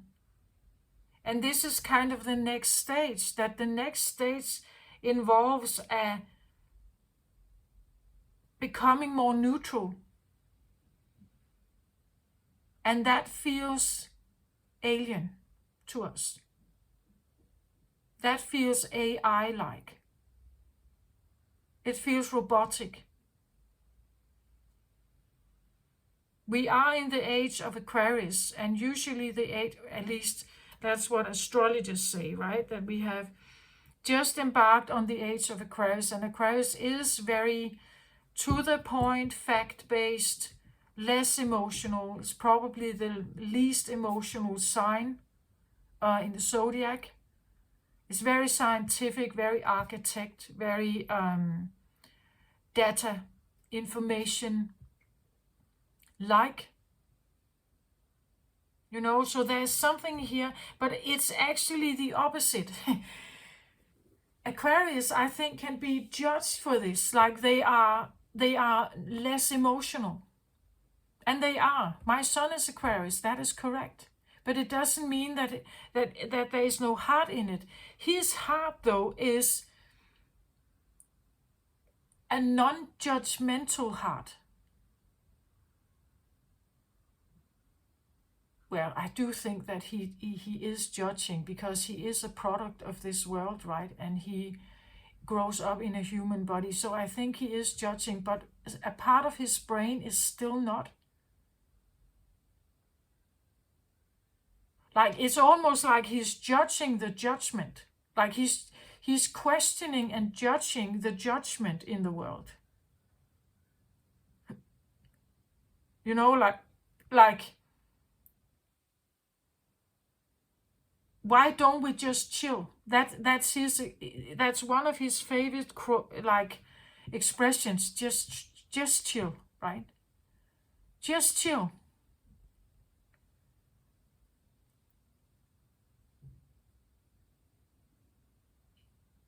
It's like, it's all, when he's judging, you could say, he's judging the judgment that is in the world of everything. Like he doesn't get it. He doesn't get why everything is either good or bad, or that,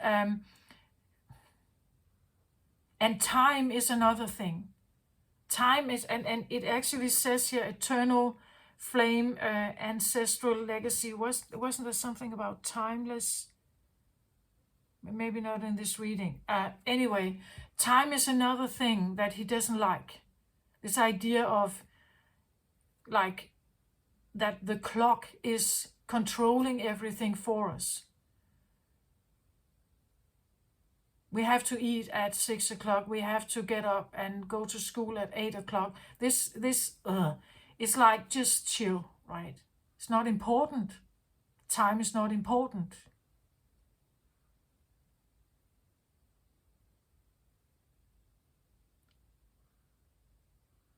It's like he's more in touch with this side of himself than this.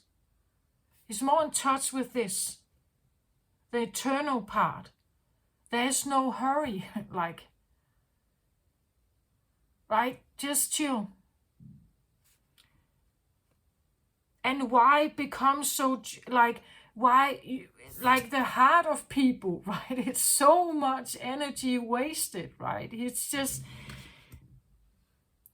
that people, they fight for something. Like they are so invested in something. And my son would just like, okay, Do what you want. Chill. Like, there is no reason, right? And I look at him, and he's such an inspiration for me, because he's really,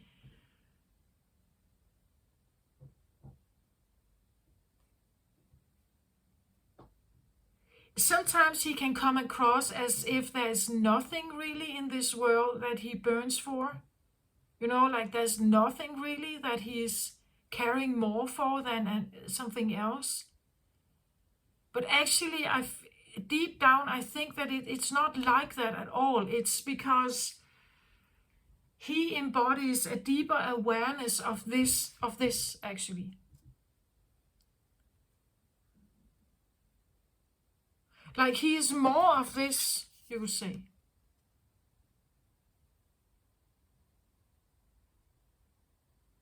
But you have to understand what is underneath this. Like, the reason why there is neutrality is actually an understanding that everything has its right to be here. Everything is good, or everything is here it's here because it balances something. It has to be here.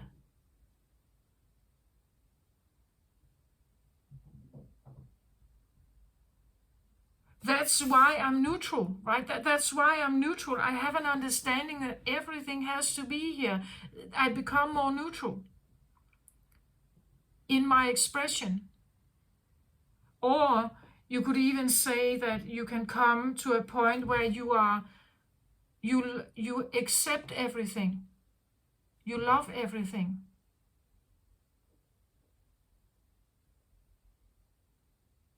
But if you love everything, there is nothing you burn more for than something else. You're dividing your energy equally on. Nothing is more vibrant to you or more alive to you than something else.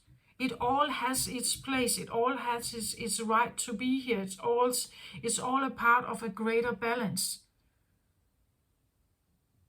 I think my son maybe subconsciously knows this. It's like he's born with this, that it's an innate part of him.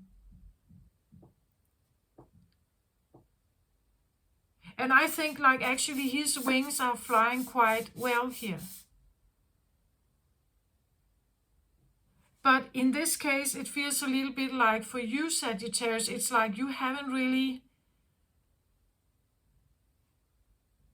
It's also something about embracing it. I think this is easier. Like, this is much easier, because here people, like, here you have connection. Like, you know you will have listeners, or that if you write a news story here about, like, broken hearts, you know that if you're writing this, that you will probably succeed. Right? That because this is what humanity is familiar about. This is what we love usually to get enmeshed in and involved in, and like hearing each other's sob stories, right? Writing the new script for the next love story on to be filmed, right? Or create, like, this is familiar to the evolutionary state. This is not familiar. Well, maybe in certain circles you can have a little bit. Again, I say it's not flying fully. It may be moving, but it's not flying fully here. What you are saying here, in certain maybe spiritual cycles, people are listening. Maybe if in like in physics,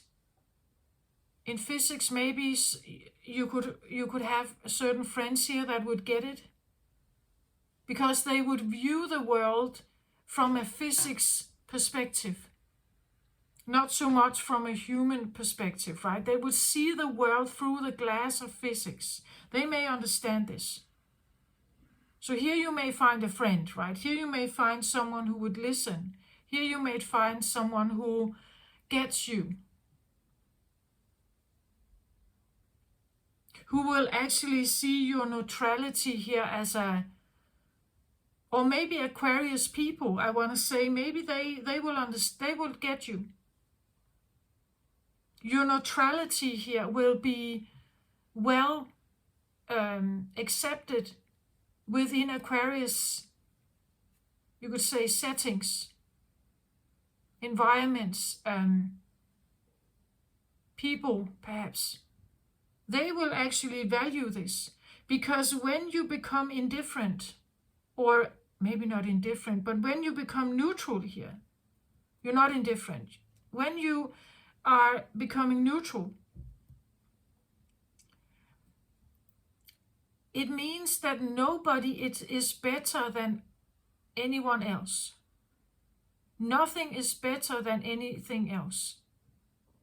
Grass is equally as important as the elephant, or something like that, right? Poor is equally as important as rich, and something. When you come to that awareness here,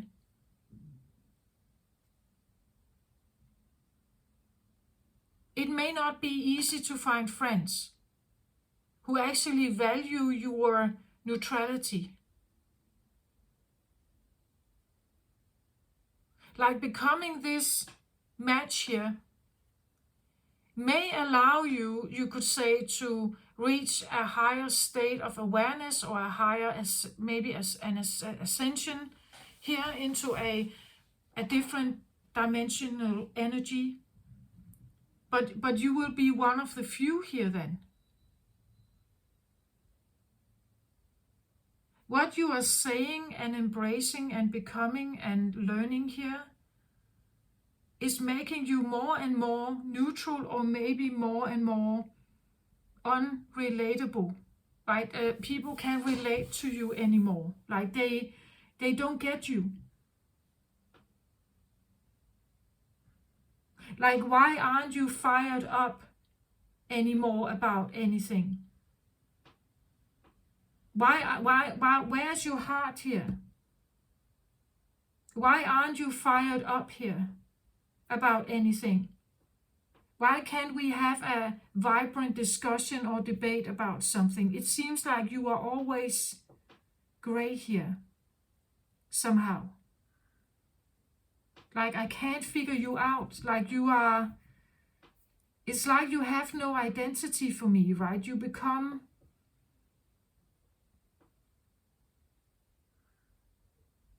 I never get a clear no from you. Like, you know, like you are never upset about anything. Somehow you have a way to rectify situations, or to be calm about them.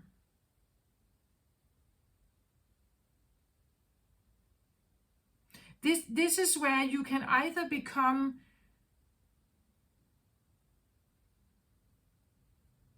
I hear the word, is it called enigmatic?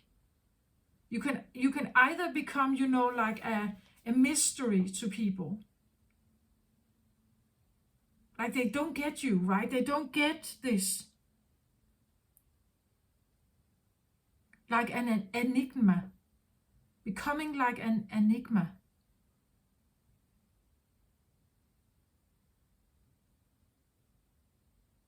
And at the same time,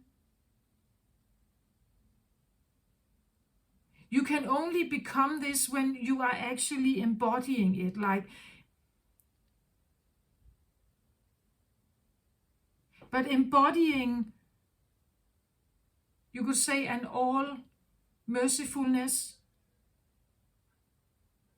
a non-judgment, or an all forgivingness, an all acceptance. And being that, like having that vibrational match, is rare. right? It's rare, it's not normal.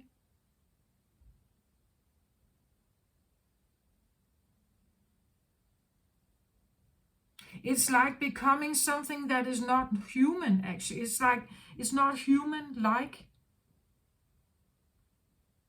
That's why I say it's almost like it's robotic.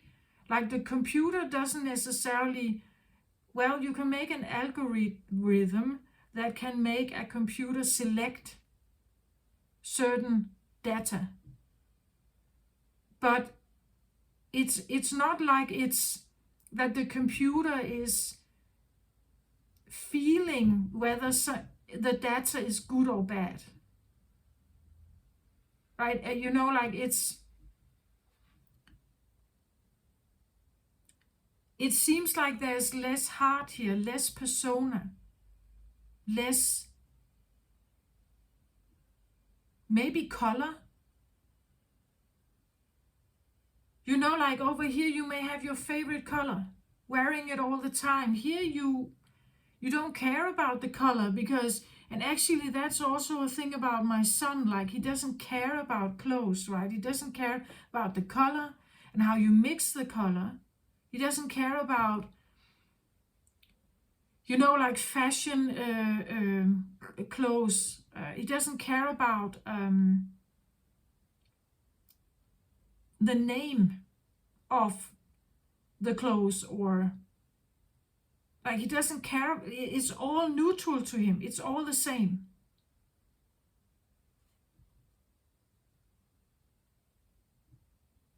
The only thing that he is discerning about is whether it fits him or not, whether it's comfortable to wear. That's the only thing you would say he's judging about. Because he still is in a human body though. But that is the least, like that is the bit of, you could say, human part that's of him, where I see this a bit. That is the human part of him. Food he likes, things like it belongs to the human part, his brain, his convictions, his way of seeing the world is, he's wondering. I think he's puzzled about the judgment in the world. He's puzzled about anger. He's puzzled about, like maybe love even. Why do you love something and not everything? Like, why is there only one beloved here? Why is not everything?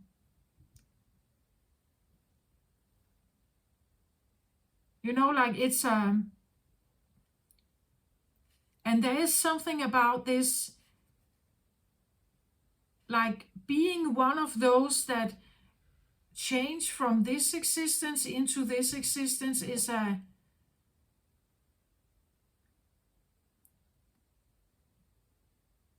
this is the more human side of you. This is maybe a more spiritual side of you.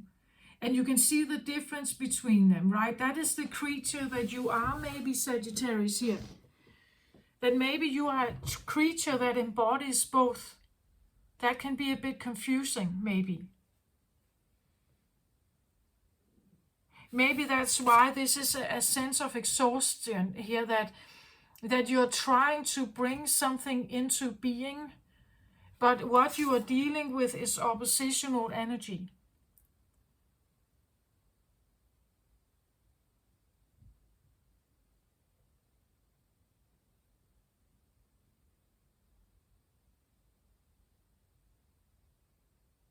And maybe that's why this has been difficult. Maybe that's why this has been an abortion before, right? That it starts growing until it realizes its opposition, and then it stagnates. It's like, how am I supposed to solve this, right? This is something eternal flame. It's something spiritual. Here we have something very human, very, very bodily. It could be this feeling like, yeah, I grow, and then it's like it stagnates because how can I make this work, right? That could be why this feels exhausting, right? That something wants to grow in you or align with you, but it's constantly in this dialogue that is not getting anywhere. Like it keeps you stuck. It's what I also say about the human. Like when society has created this idea that marriage is a good thing, and people get married all the time. So you put yin and yang together. This is the ultimate way of keeping both of them occupied in their heart space and in their mind space, because none of them can figure this out about each other.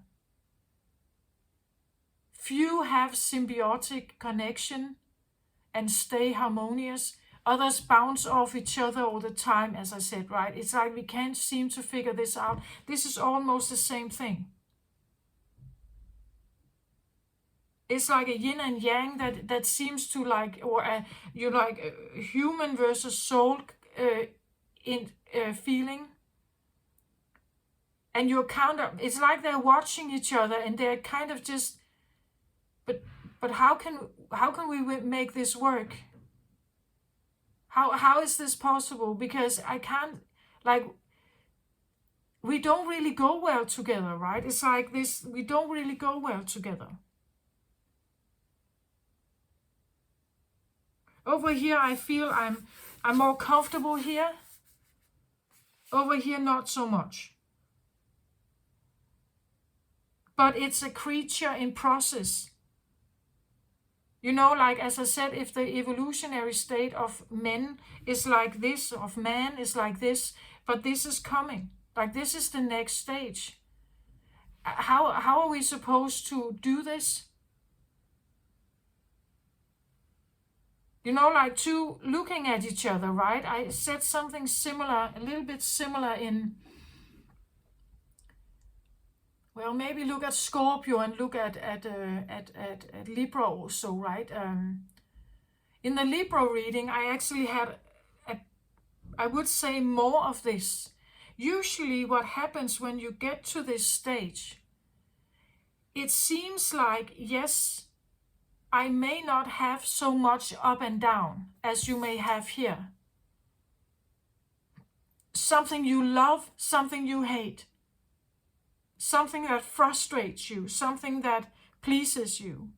Here you have up and down and up and down and up and down. That's what your heart burns for here. Over here you actually have more peace. You have more neutrality, as I said. There are not these like swings of like highs and lows and highs and lows. You have more highs and lows here. And you will recognize that if you feel like you resonate with more this part of your life here, right? That these are highs and lows. Good and bad, and good and bad, and good and bad, right? They are these, and then there's something in between, small waves, but then there are good and bad, right? The crush feeling, the breakup, the birth, the loss, you know, like these ups and downs here that swirls through our hearts. Over here you have a more neutral experience of life.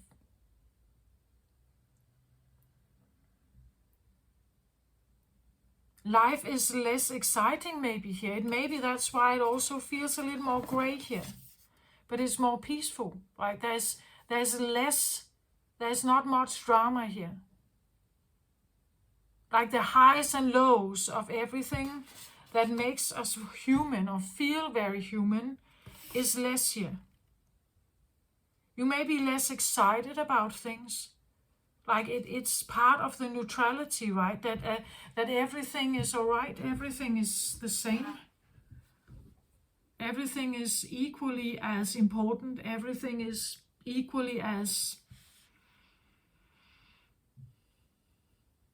Everything is equally accepted. Everything is equally neutral, or everything is equally chosen. Everything is equally. So nothing, like over here you become, it's more difficult to be excited perhaps, but at the same time it's very peaceful here. It's very peaceful here, but it's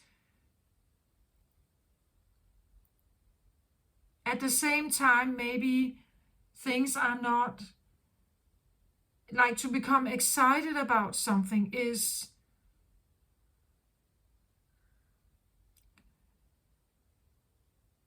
you don't have that experience here.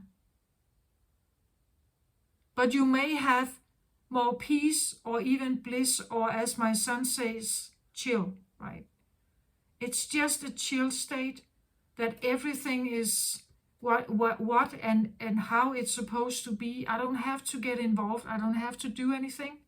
I don't have to influence it. I don't have to take action. It's a more laissez-faire, you would say, attitude. But actually it's because it's accepting. It's an acceptance. It's a state of acceptance. Or you could say a state of love, a state of all, a oneness, an acceptance of all there is.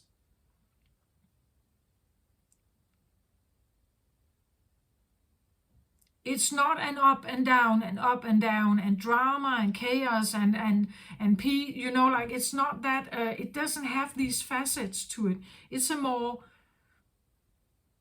well, it does have a lot of facets, because to become that merciful, to become that all or multi-accepting, to become multi-accepting here, or multifaceted accepting, means that you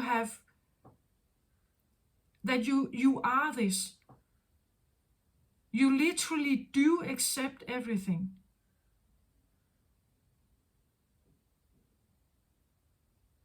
You see the value in everything. Everything is equally valuable and accepted, and the word accepted doesn't even exist here.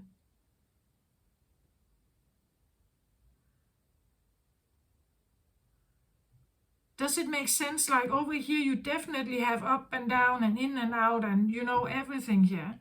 But here it's like, it's just a chill. It's just an acceptance of everything.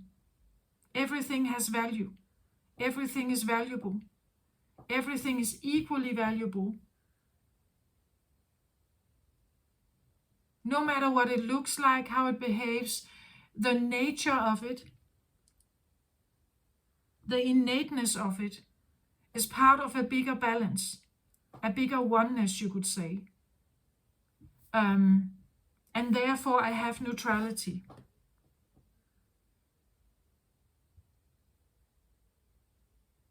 But getting to this point, getting to this understanding, means that you have literally looked at many aspects of the world, many kinds of people, many kinds of animals, you have looked at predators and peacemakers, right? You have looked at prey, you have looked at predators, you have looked at victims and victors. You see the greater balance of everything.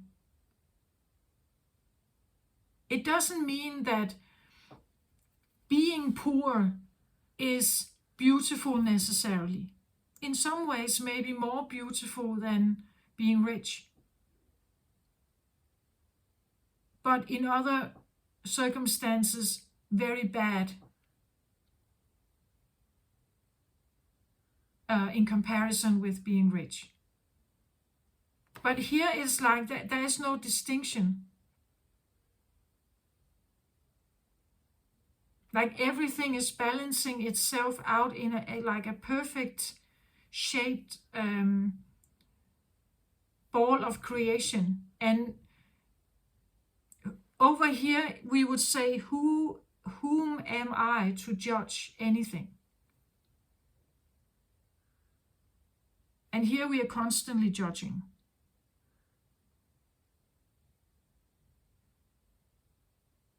The judgment and the choices, the scanning and everything is innately human.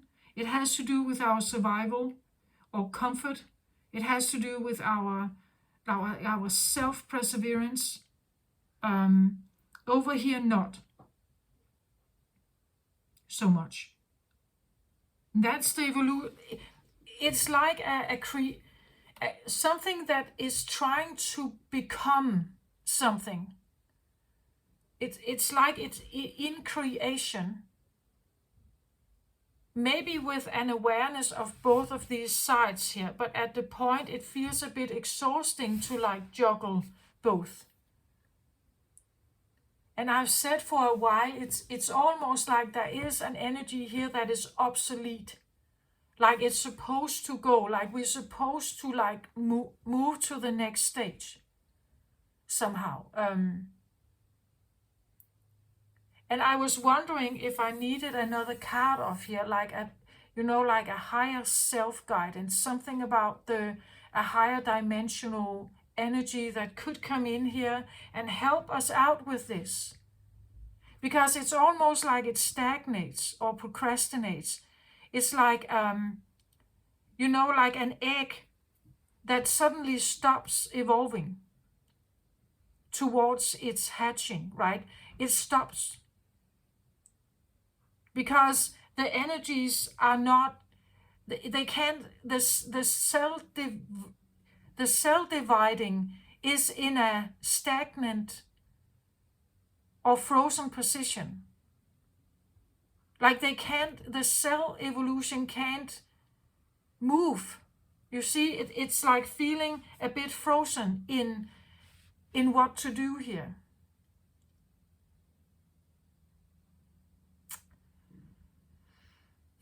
So could we have a card on that maybe? Like I get imagery here, so I maybe have to discard the words and imagery. Yeah, look at the image. Look at the image here.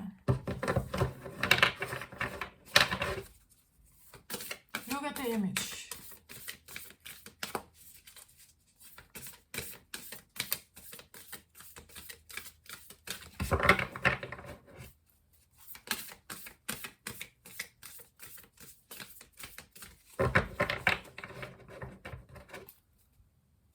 And it makes sense, right, that we have an opposition towards this.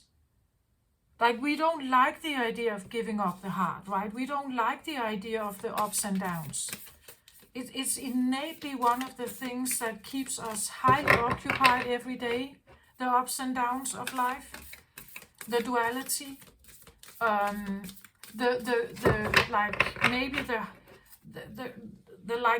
real highs in our lives, but also the lows, right? We share the lows with each other. We point fingers. We accuse each other. We love each other.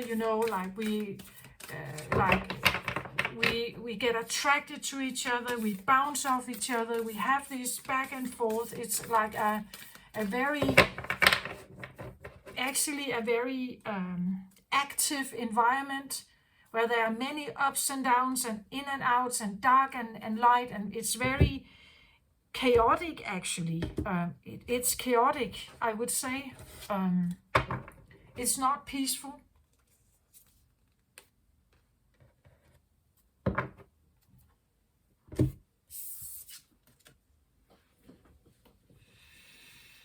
So I'm disregarding the words here for now, like, well, she looks a little bit to me like an octopus here.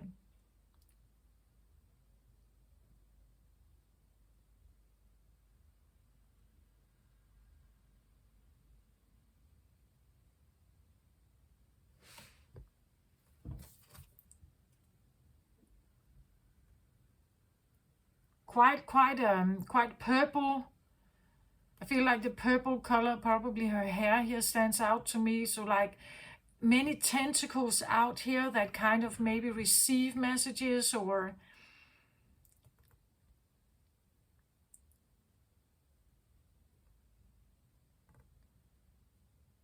now it's almost like I get a feeling like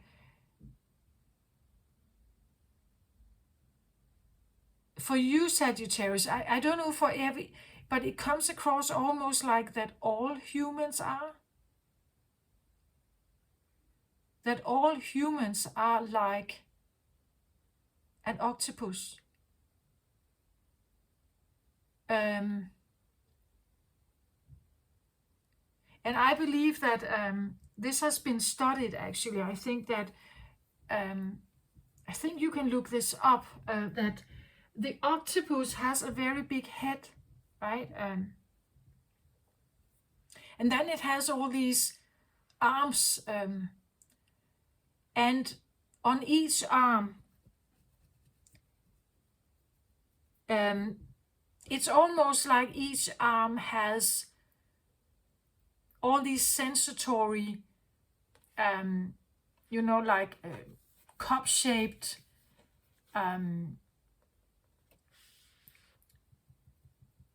I hear feelers, like every cup on the octopus arm has a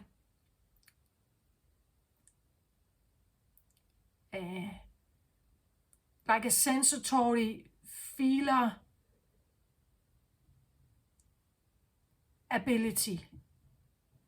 So every cup is like an antenna on each of the arms, you could say. And this is actually what we are, or you are. Like you are like the octopus. You do have all these antennas out. You do receive a lot of information here.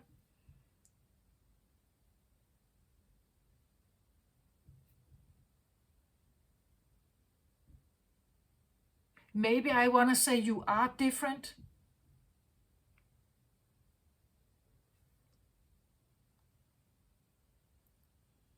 Like becoming a human octopus.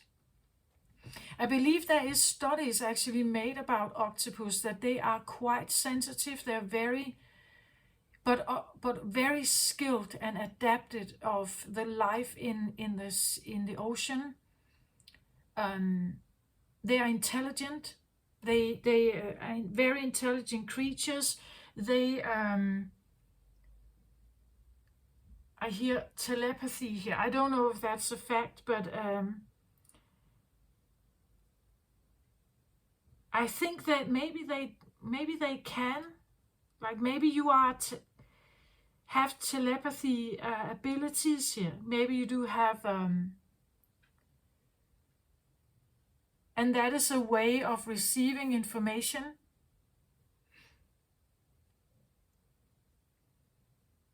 I don't know if an octopus, I don't remember if there is something about telepathy with an octopus.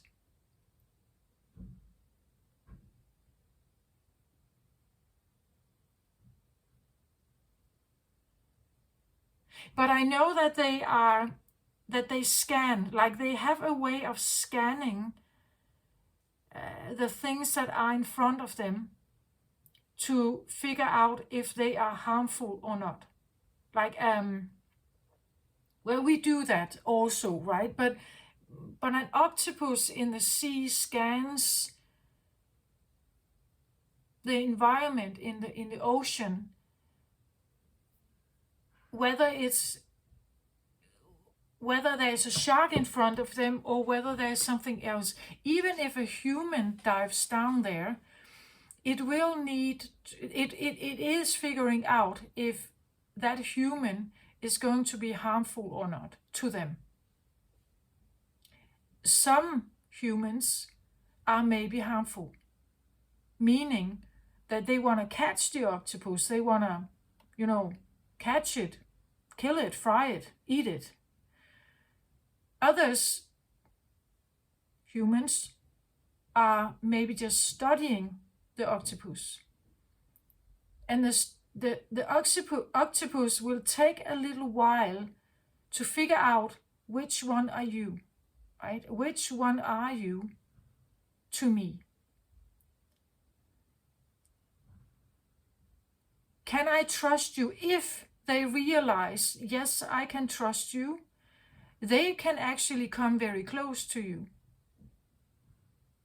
Like it's almost like they want to connect with you somehow. But if not, they are shying away, and you get this ink in your head, right, in your face.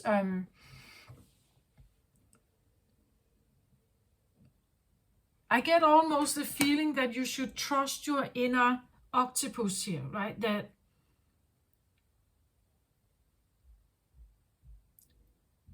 which feels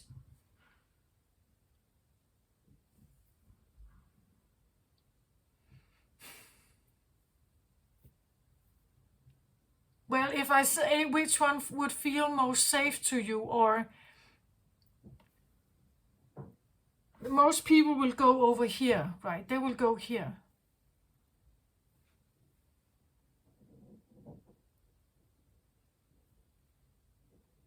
But at the same time, I think that there is like the octopus can somehow determine, even if two divers look the same, they can somehow determine which one is ill-hearted or is damaging to me and which one is not. Like, this is a highly psychic skilled ability to have for a creature like the octopus. Because the octopus lives in the sea, and we are like land creatures mostly, right? We come, you could say, we are a different species, and we are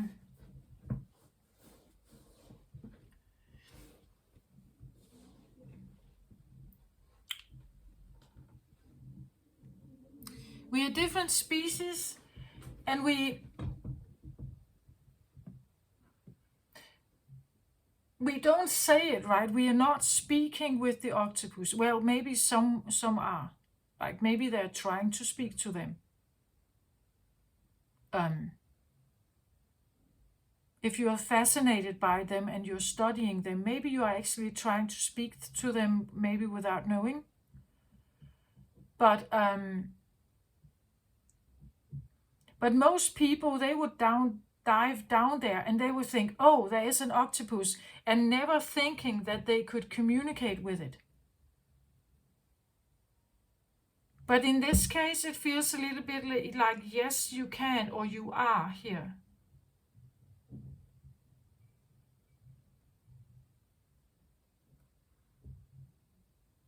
It could even suggest why this feels difficult.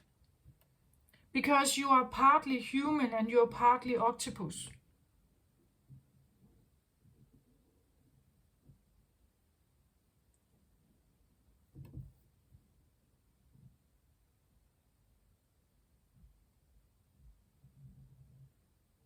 Well, I believe that the octopus, of course, it is in form as we are in human form. So it has to sustain itself like we do. But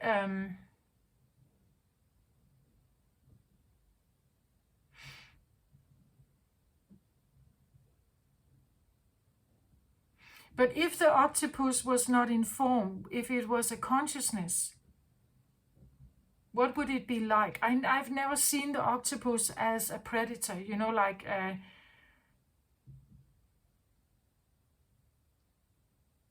it's weird, right? With all these arms somehow, but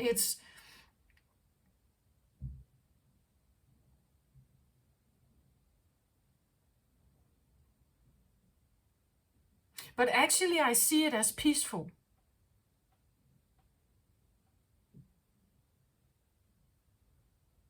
it's primarily running than it's hunting. Well, probably it is hunting, right? Because it needs food somehow. But I don't see it as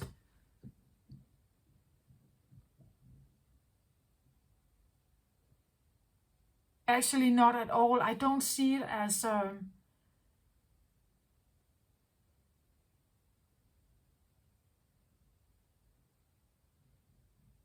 I don't see it as dominant. I don't see it as judgmental in that way. Like if it's actually accepting a diver that comes down and wants to just study it, it will accept you fully. If it accepts you fully. It's not judging you.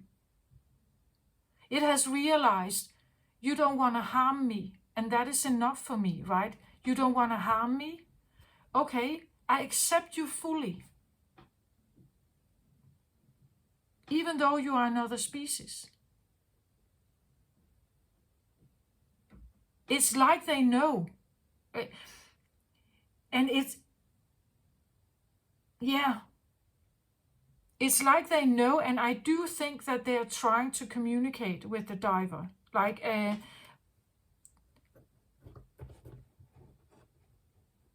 or like echolocation, like they send out something and they get a vibe back, and that vibe is enough.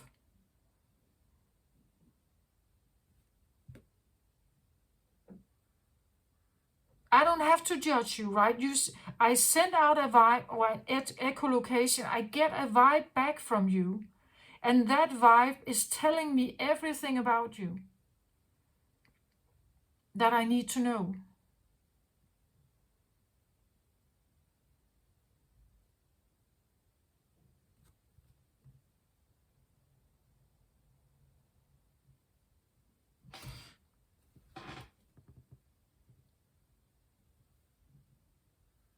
It's almost like a way to maybe deal with this if you feel stuck in your evolution somehow or something.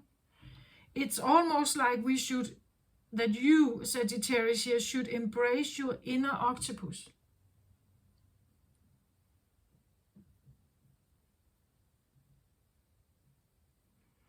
Or you would say a spiritual octopus here. An intuitive octopus.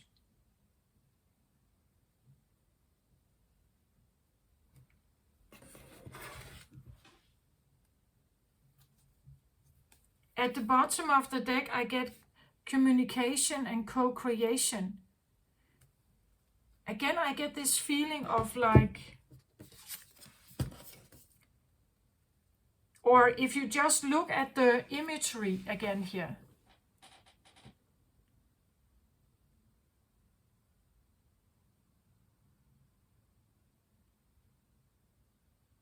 And it's so interesting that I have 3 creatures here. One more pink, one more blue, and then there's someone in the middle here. And those 3 together create this spinning wheel here. It's almost like you should advise, if you feel stuck somehow in your evolution or your growth or something, it's like you should invite in something here.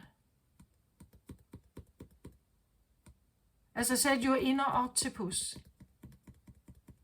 Or maybe a higher guide here, a guide that is like an octopus. Like they know something. They have a way of making these 2 here. They have a way of making these 2 things see each other or find common ground or something.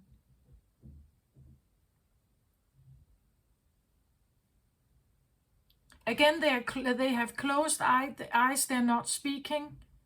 It's a communication skill that is different than like our human words.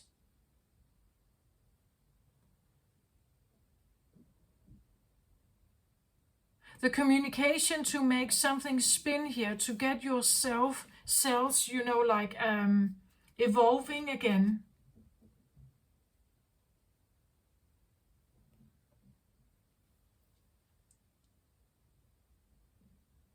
Is maybe spirit. I would say that, like, I took this card as higher guidance, intuitive guidance, maybe a guide, maybe allowing for some kind of information to come in, because it seems like these two could be, as I said here, it's like they are not really working well together here. And it's like I have tried to do the same thing again and again, over and over perhaps. But I just seem like to fail. I seem to fail in this co-creation here. I seem to fail in, maybe that could be the feeling, that I get stuck. And then it's procrastination. It almost feels like you should invite in an octopus here.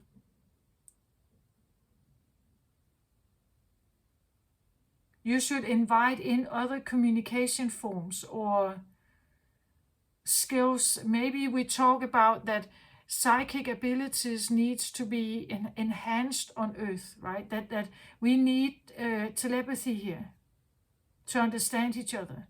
Because telepathy is not just that you receive some words. That no, you get everything. You get like telepathy is like you get words maybe, but you also get like a storyline. You get feelings. You get attachments. You get reasons. It's like you get a film. Like you get a film of a scenario. You get a scenario. You don't get just words. That's not my experience, at least. It's not like that. You get also why they are doing what they're doing. That's what I think an octopus can do. Like if they try telepathy with you and you are actually able to like send something to them, they pick up everything about you. That's why when they accept you fully. Because they know all your reasons, they know all the story, they know everything. They may even know the background story. It's everything.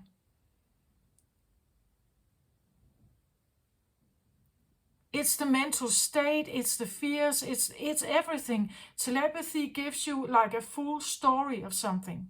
It's so much easier to understand someone through telepathy than normal communication forms.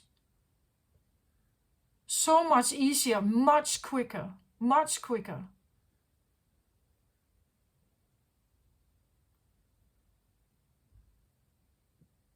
And I don't even think that I am, like good at that still. I'm still in my own evolutionary state.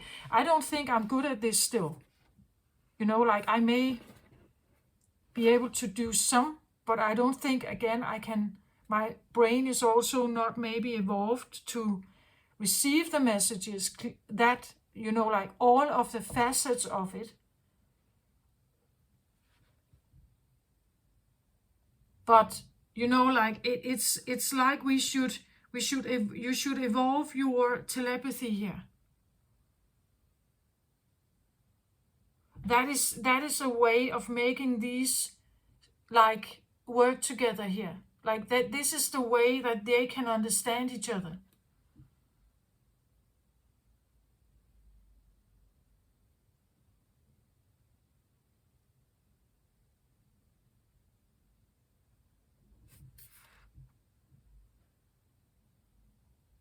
Actually, the creature that I'm talking about here, that I said it wasn't quite evolved, it was still new or a novice, it's still trying.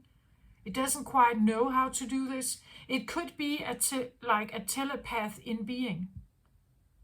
Like that this is the way that the skill telepathy is created.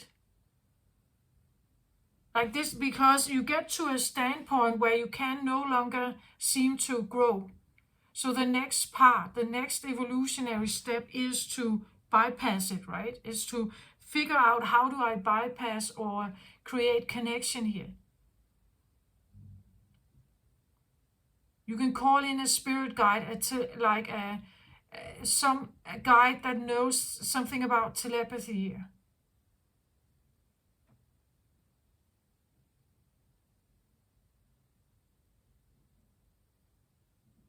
Maybe you could invite your brain to, or pineal gland, third eye, to start working with telepathy seeds, right? That you put them into the ground here. Or you try to, put telepathy seeds in your mind.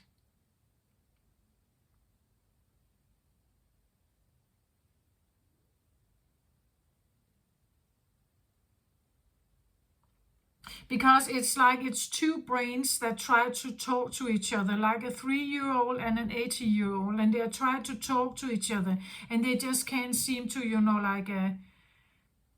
one is very passionate and very, I want it my way, and the other is just, everything is available, everything is possible. But that's not how you feel it over here, right? So how do you grow from that standpoint?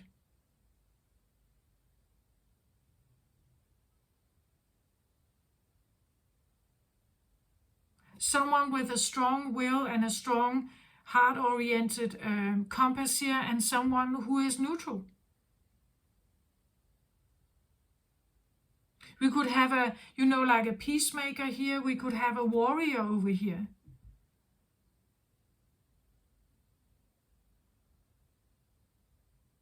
This can be a little more defensive, you could say, where here that it's not defensive here. Here it's actually opening, accepting, trusting. This is more defensive. So how do you make one part of you that is defensive working with one part that is not? It's because you have to understand why this is working like it is. Why is this working as it is? And it's not about persuading, conquering, fighting, getting your way. It's not like that. It's like figuring out how to have a compromise about these circumstances here. Like the differences, the oppositions, right? How can I somehow find some kind of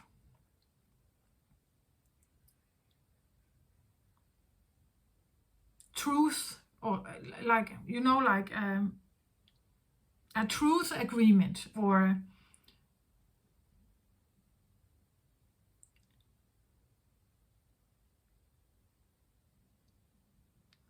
that if they have telepathy for each other, with each other, they could understand why the evolutionary step is not just moving quickly, right? Why it's not moving necessarily.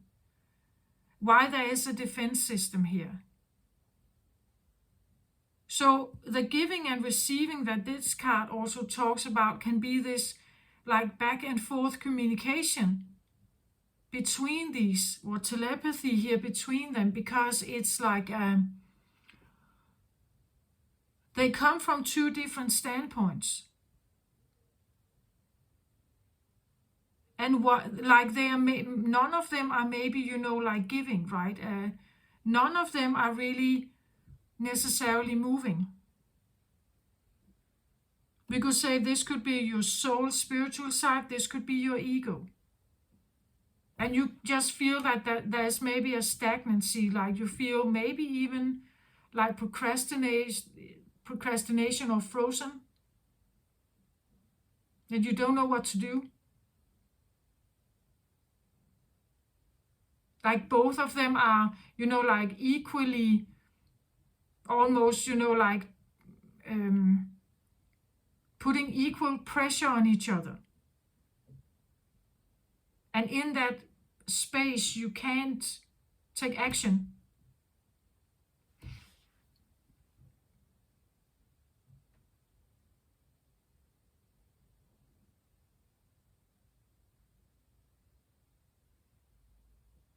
This energy wants to take you towards the ripe tomato. It may not feel like that. It may feel like this is going to take everything away from me that is human about me, my heart.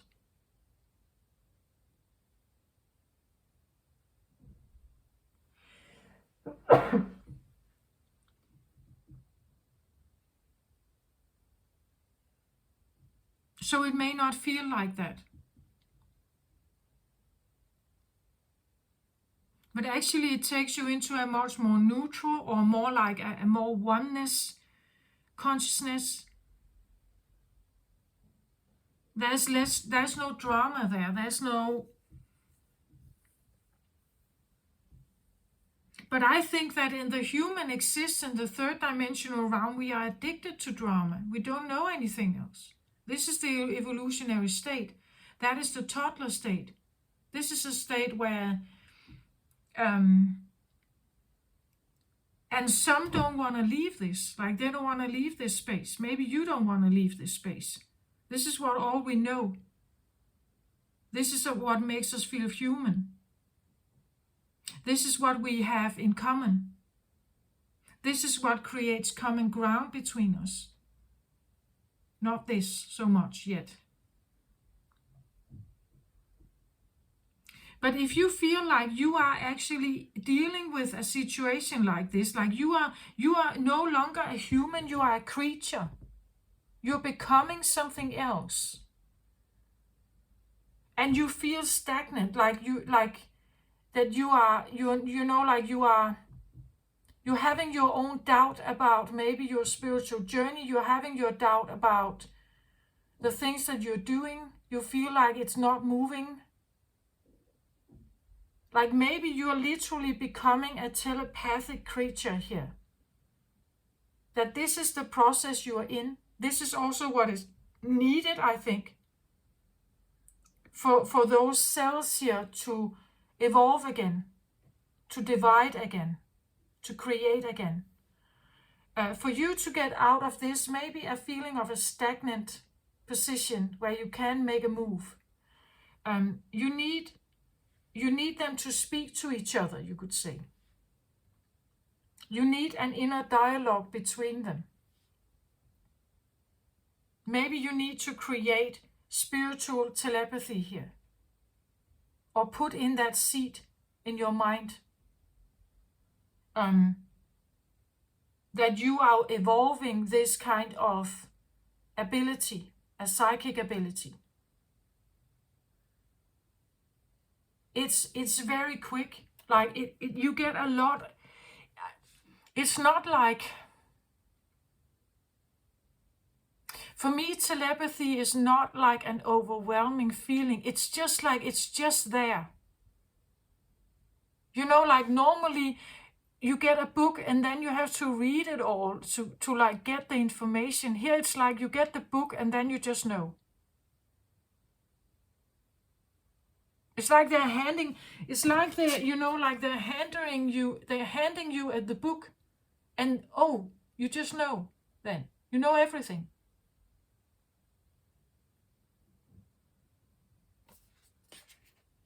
Everything there is to know. Pros and cons, everything, the entire story, the mental state, the feelings, maybe the judgments, everything. You get everything. It's an impression of everything. Quick, very quick.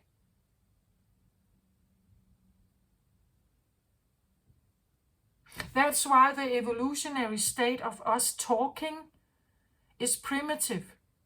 Like it's a primitive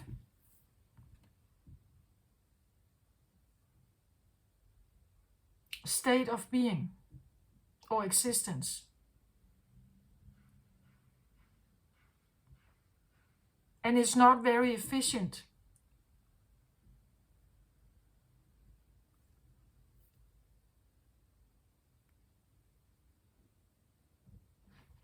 with telepathy, there's no such thing as language barrier. There's no such thing as vocabulary. Like it's obsolete. Like it's not necessary. Like in my experience, it doesn't matter.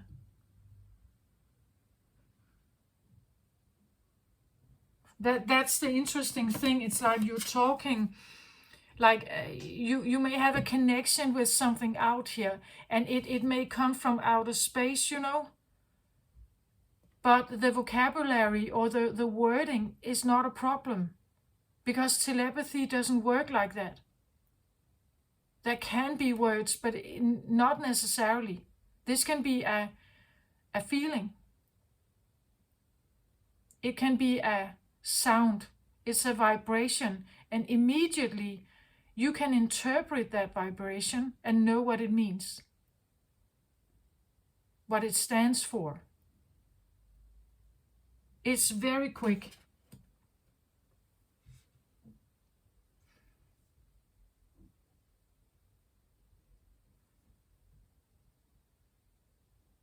So maybe you are becoming a telepath here, Sagittarius. If this resonates with you here, like this inner feeling, and that it's somehow like it's an exhausting thing to become something or to figure something out here. And the things that are available here it's not accommodating. It's not accommodating.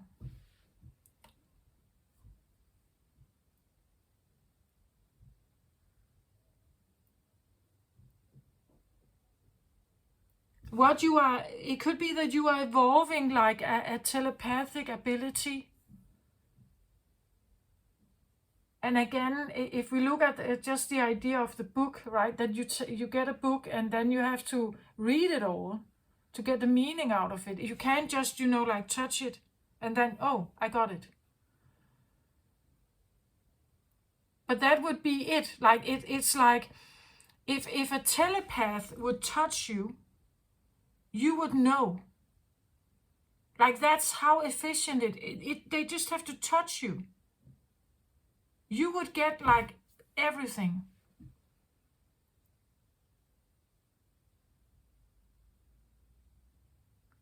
But our brains are not used to interpreting and,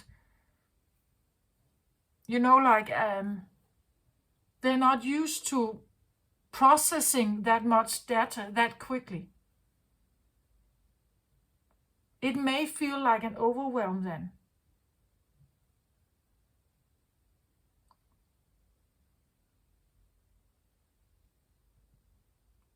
Yeah, something like that.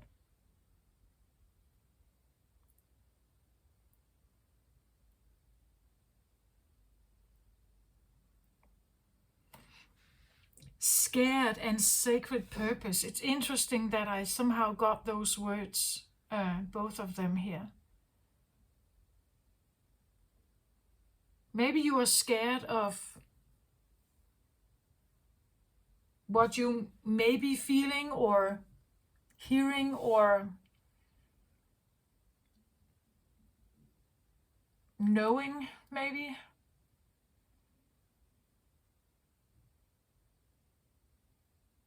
Like telepathy is like a knowingness, like you just know. Again, it's like you've been touched with that, like a telepath has touched you, right? And it's like you just know. Like if you have telepathic abilities, you would know. You would be able to use those abilities quickly and efficiently. And the book is now read. Like you just have the information.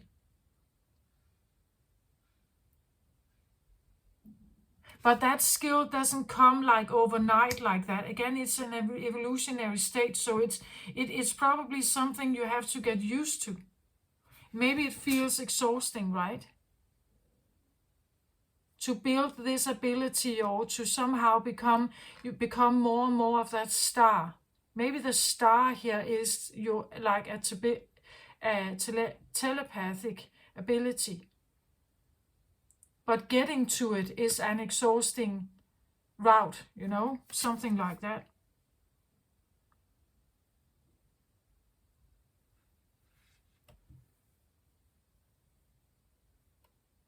Again, as I said, I'm still also just evolving my skills, so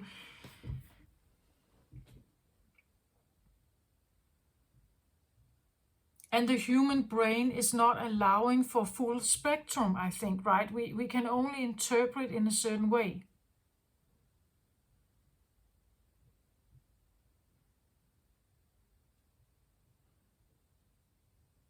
Yeah.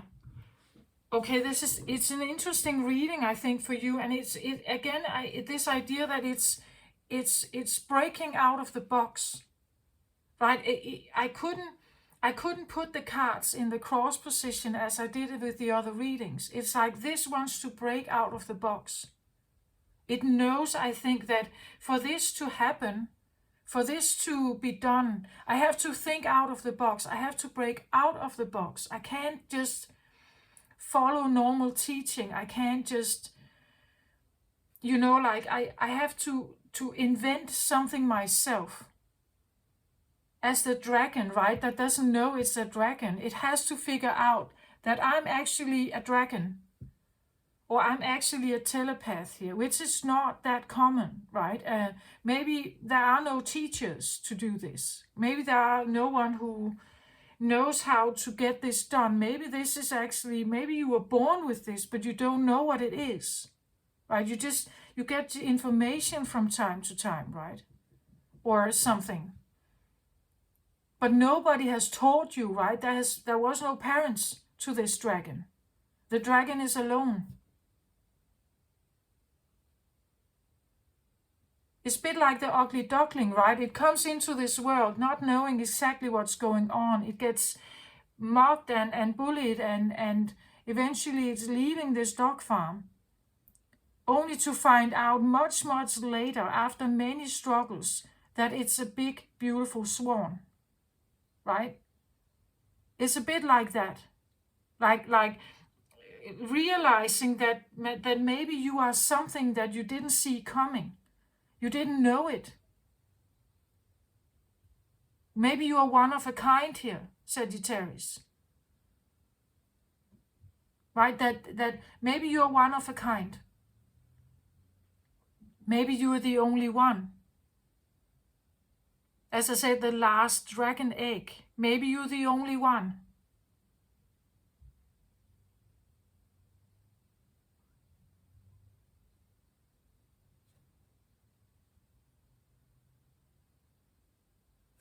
You know?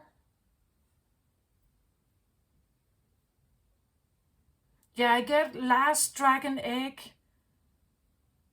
The last one from the old something. Now I get like the Witcher, what's she called? The blonde. The main character, the blonde girl. Like she is this elder elven energy, but she is one of a kind, right? Her bloodline is one of a kind. It's the old, the last one of its kind that has like the ability to make a huge difference somehow. The last Mohican, did I say that? It feels a bit like that. The last of its kind.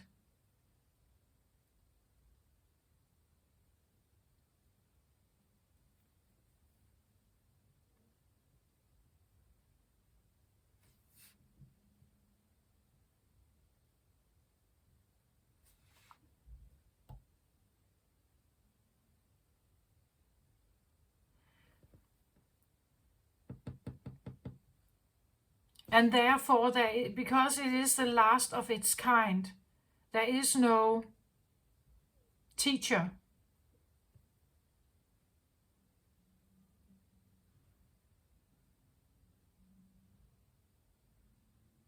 Now I get, what is it called?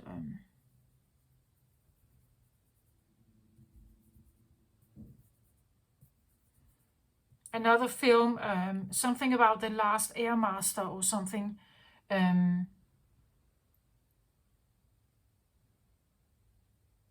It's a magician energy again. It's something like a young boy who has the potential of mastering all elements: air, fire, water, earth element. And it's like he is one of a kind. He is the one that is supposed to, because he rules all of them, he cannot be destroyed.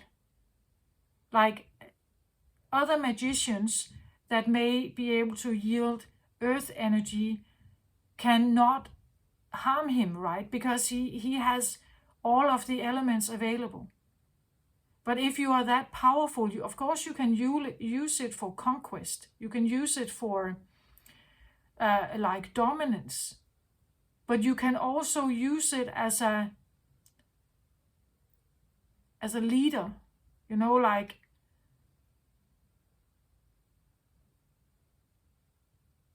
you can take it into a higher purpose and be the leader of something. But because you understand all of the elements, like because you have the knowledge of all of them, you also have the respect of all of them. You have the love for all of them. That's what I feel like is here. It's like one of a kind, maybe very old bloodline. Maybe you have tried, like you have been around many times, perhaps tried to get this, like get to this stage. Or this is a creature around you, like a guide or something, that is trying to show you something, but it's one of a kind. It's the last one, or the oldest one, like a dragon, right? A dragon can live for thousands of years, has immense wisdom. And again, like a dragon can be angry and fierce and spit fire all the time, right? But when the wisdom of the dragon actually realizes itself, he knows how powerful he is. He doesn't have to spit fire all the time. If he's the last dragon, he could be lonely. He would want company. He would want to connect with someone who understands him. Maybe he would want to be a teacher, like if he's the last one who has all this knowledge. Maybe he wants to bring you a gift here. He wants to teach you something here.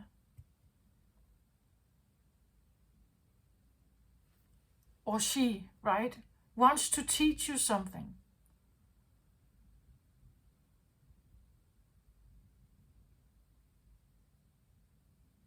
But it takes maybe a one-of-a-kind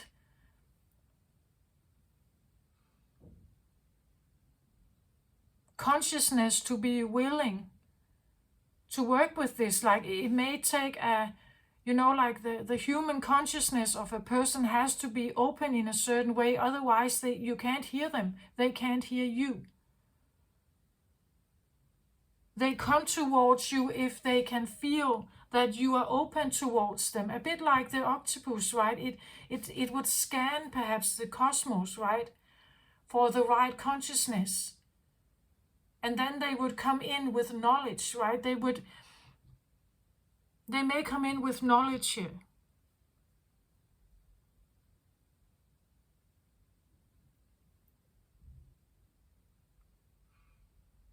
Yeah, that's what I feel like.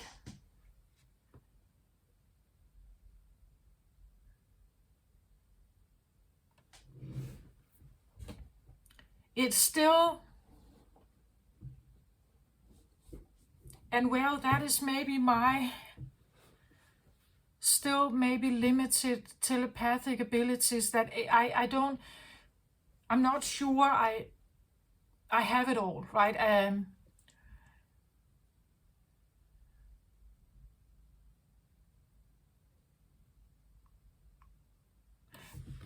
But one thing I do know, because I can feel it, like this is kind. Like this is,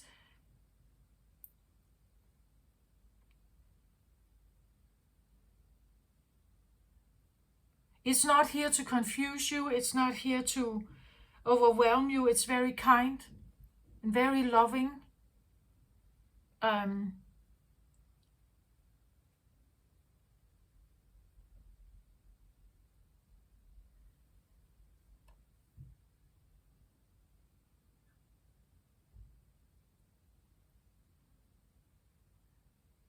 it's almost like if I'm confusing you, like I that's what I kind of feel into here. Like if I'm confusing you, I'm sorry, right? Be merciful with me also here, like that I'm trying my best perhaps here, but I know that like, think about that. If you have eons of knowledge here and you try to give it to a human, like it's very difficult what to choose to say or send. And even if you know, like, if they want to communicate with you, remember, as I said, telepathy gives you the full story. It's like if they should give you the book of them, it would be huge, right? Into the little brain of the human, and we can't deal with it. It's so overwhelming. So they have to give bits and pieces, and it's like this,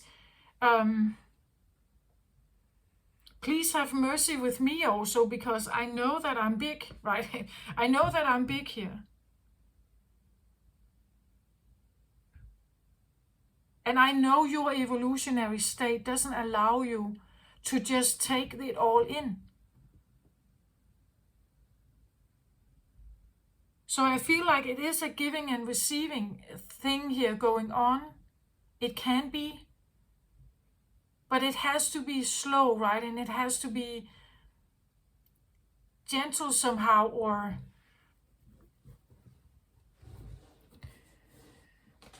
at least for the human part of us to understand it. Eventually, when your body has, like learned to, or your brain has learned how to deal with this, maybe the information is landing more easily. I wanted to do a reading of the lightened life, the easier life. I think that if you feel that you have been stagnant in this, it's almost like a lighter life for you would be to embrace this new state of being for you. Because you may have this innately inbuilt in you, but not knowing it. Right? And if something wants to communicate with it, if you somehow hear the universe, and you don't know how to deal with it, you don't know how to shut it off, it's coming anyway. So somehow, instead of being afraid of it, you can talk to it, right? If you can hear it, you can talk to it. You can talk to it and say, you are overwhelming me. I can't take this in. I hear you, but I can't take it in. Slow down. Give me one piece at a time, right? I can't read the entire book.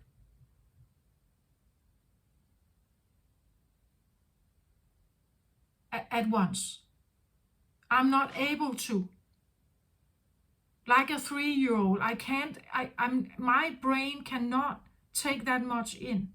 I need less.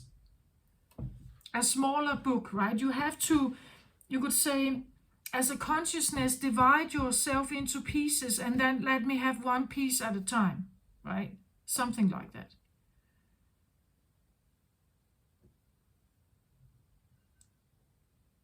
It's an interesting reading, and it definitely is out of the book. It's out of the box. It's very out of the box here. I'm curious if this somehow makes sense to some of you. If it does, please let me know.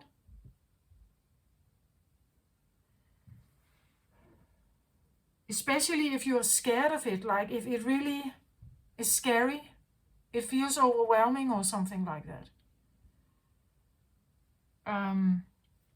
This is what I have for you. I hope this helps somehow. Take care of yourself, Sagittarius out there. Love and light to you. Bye-bye.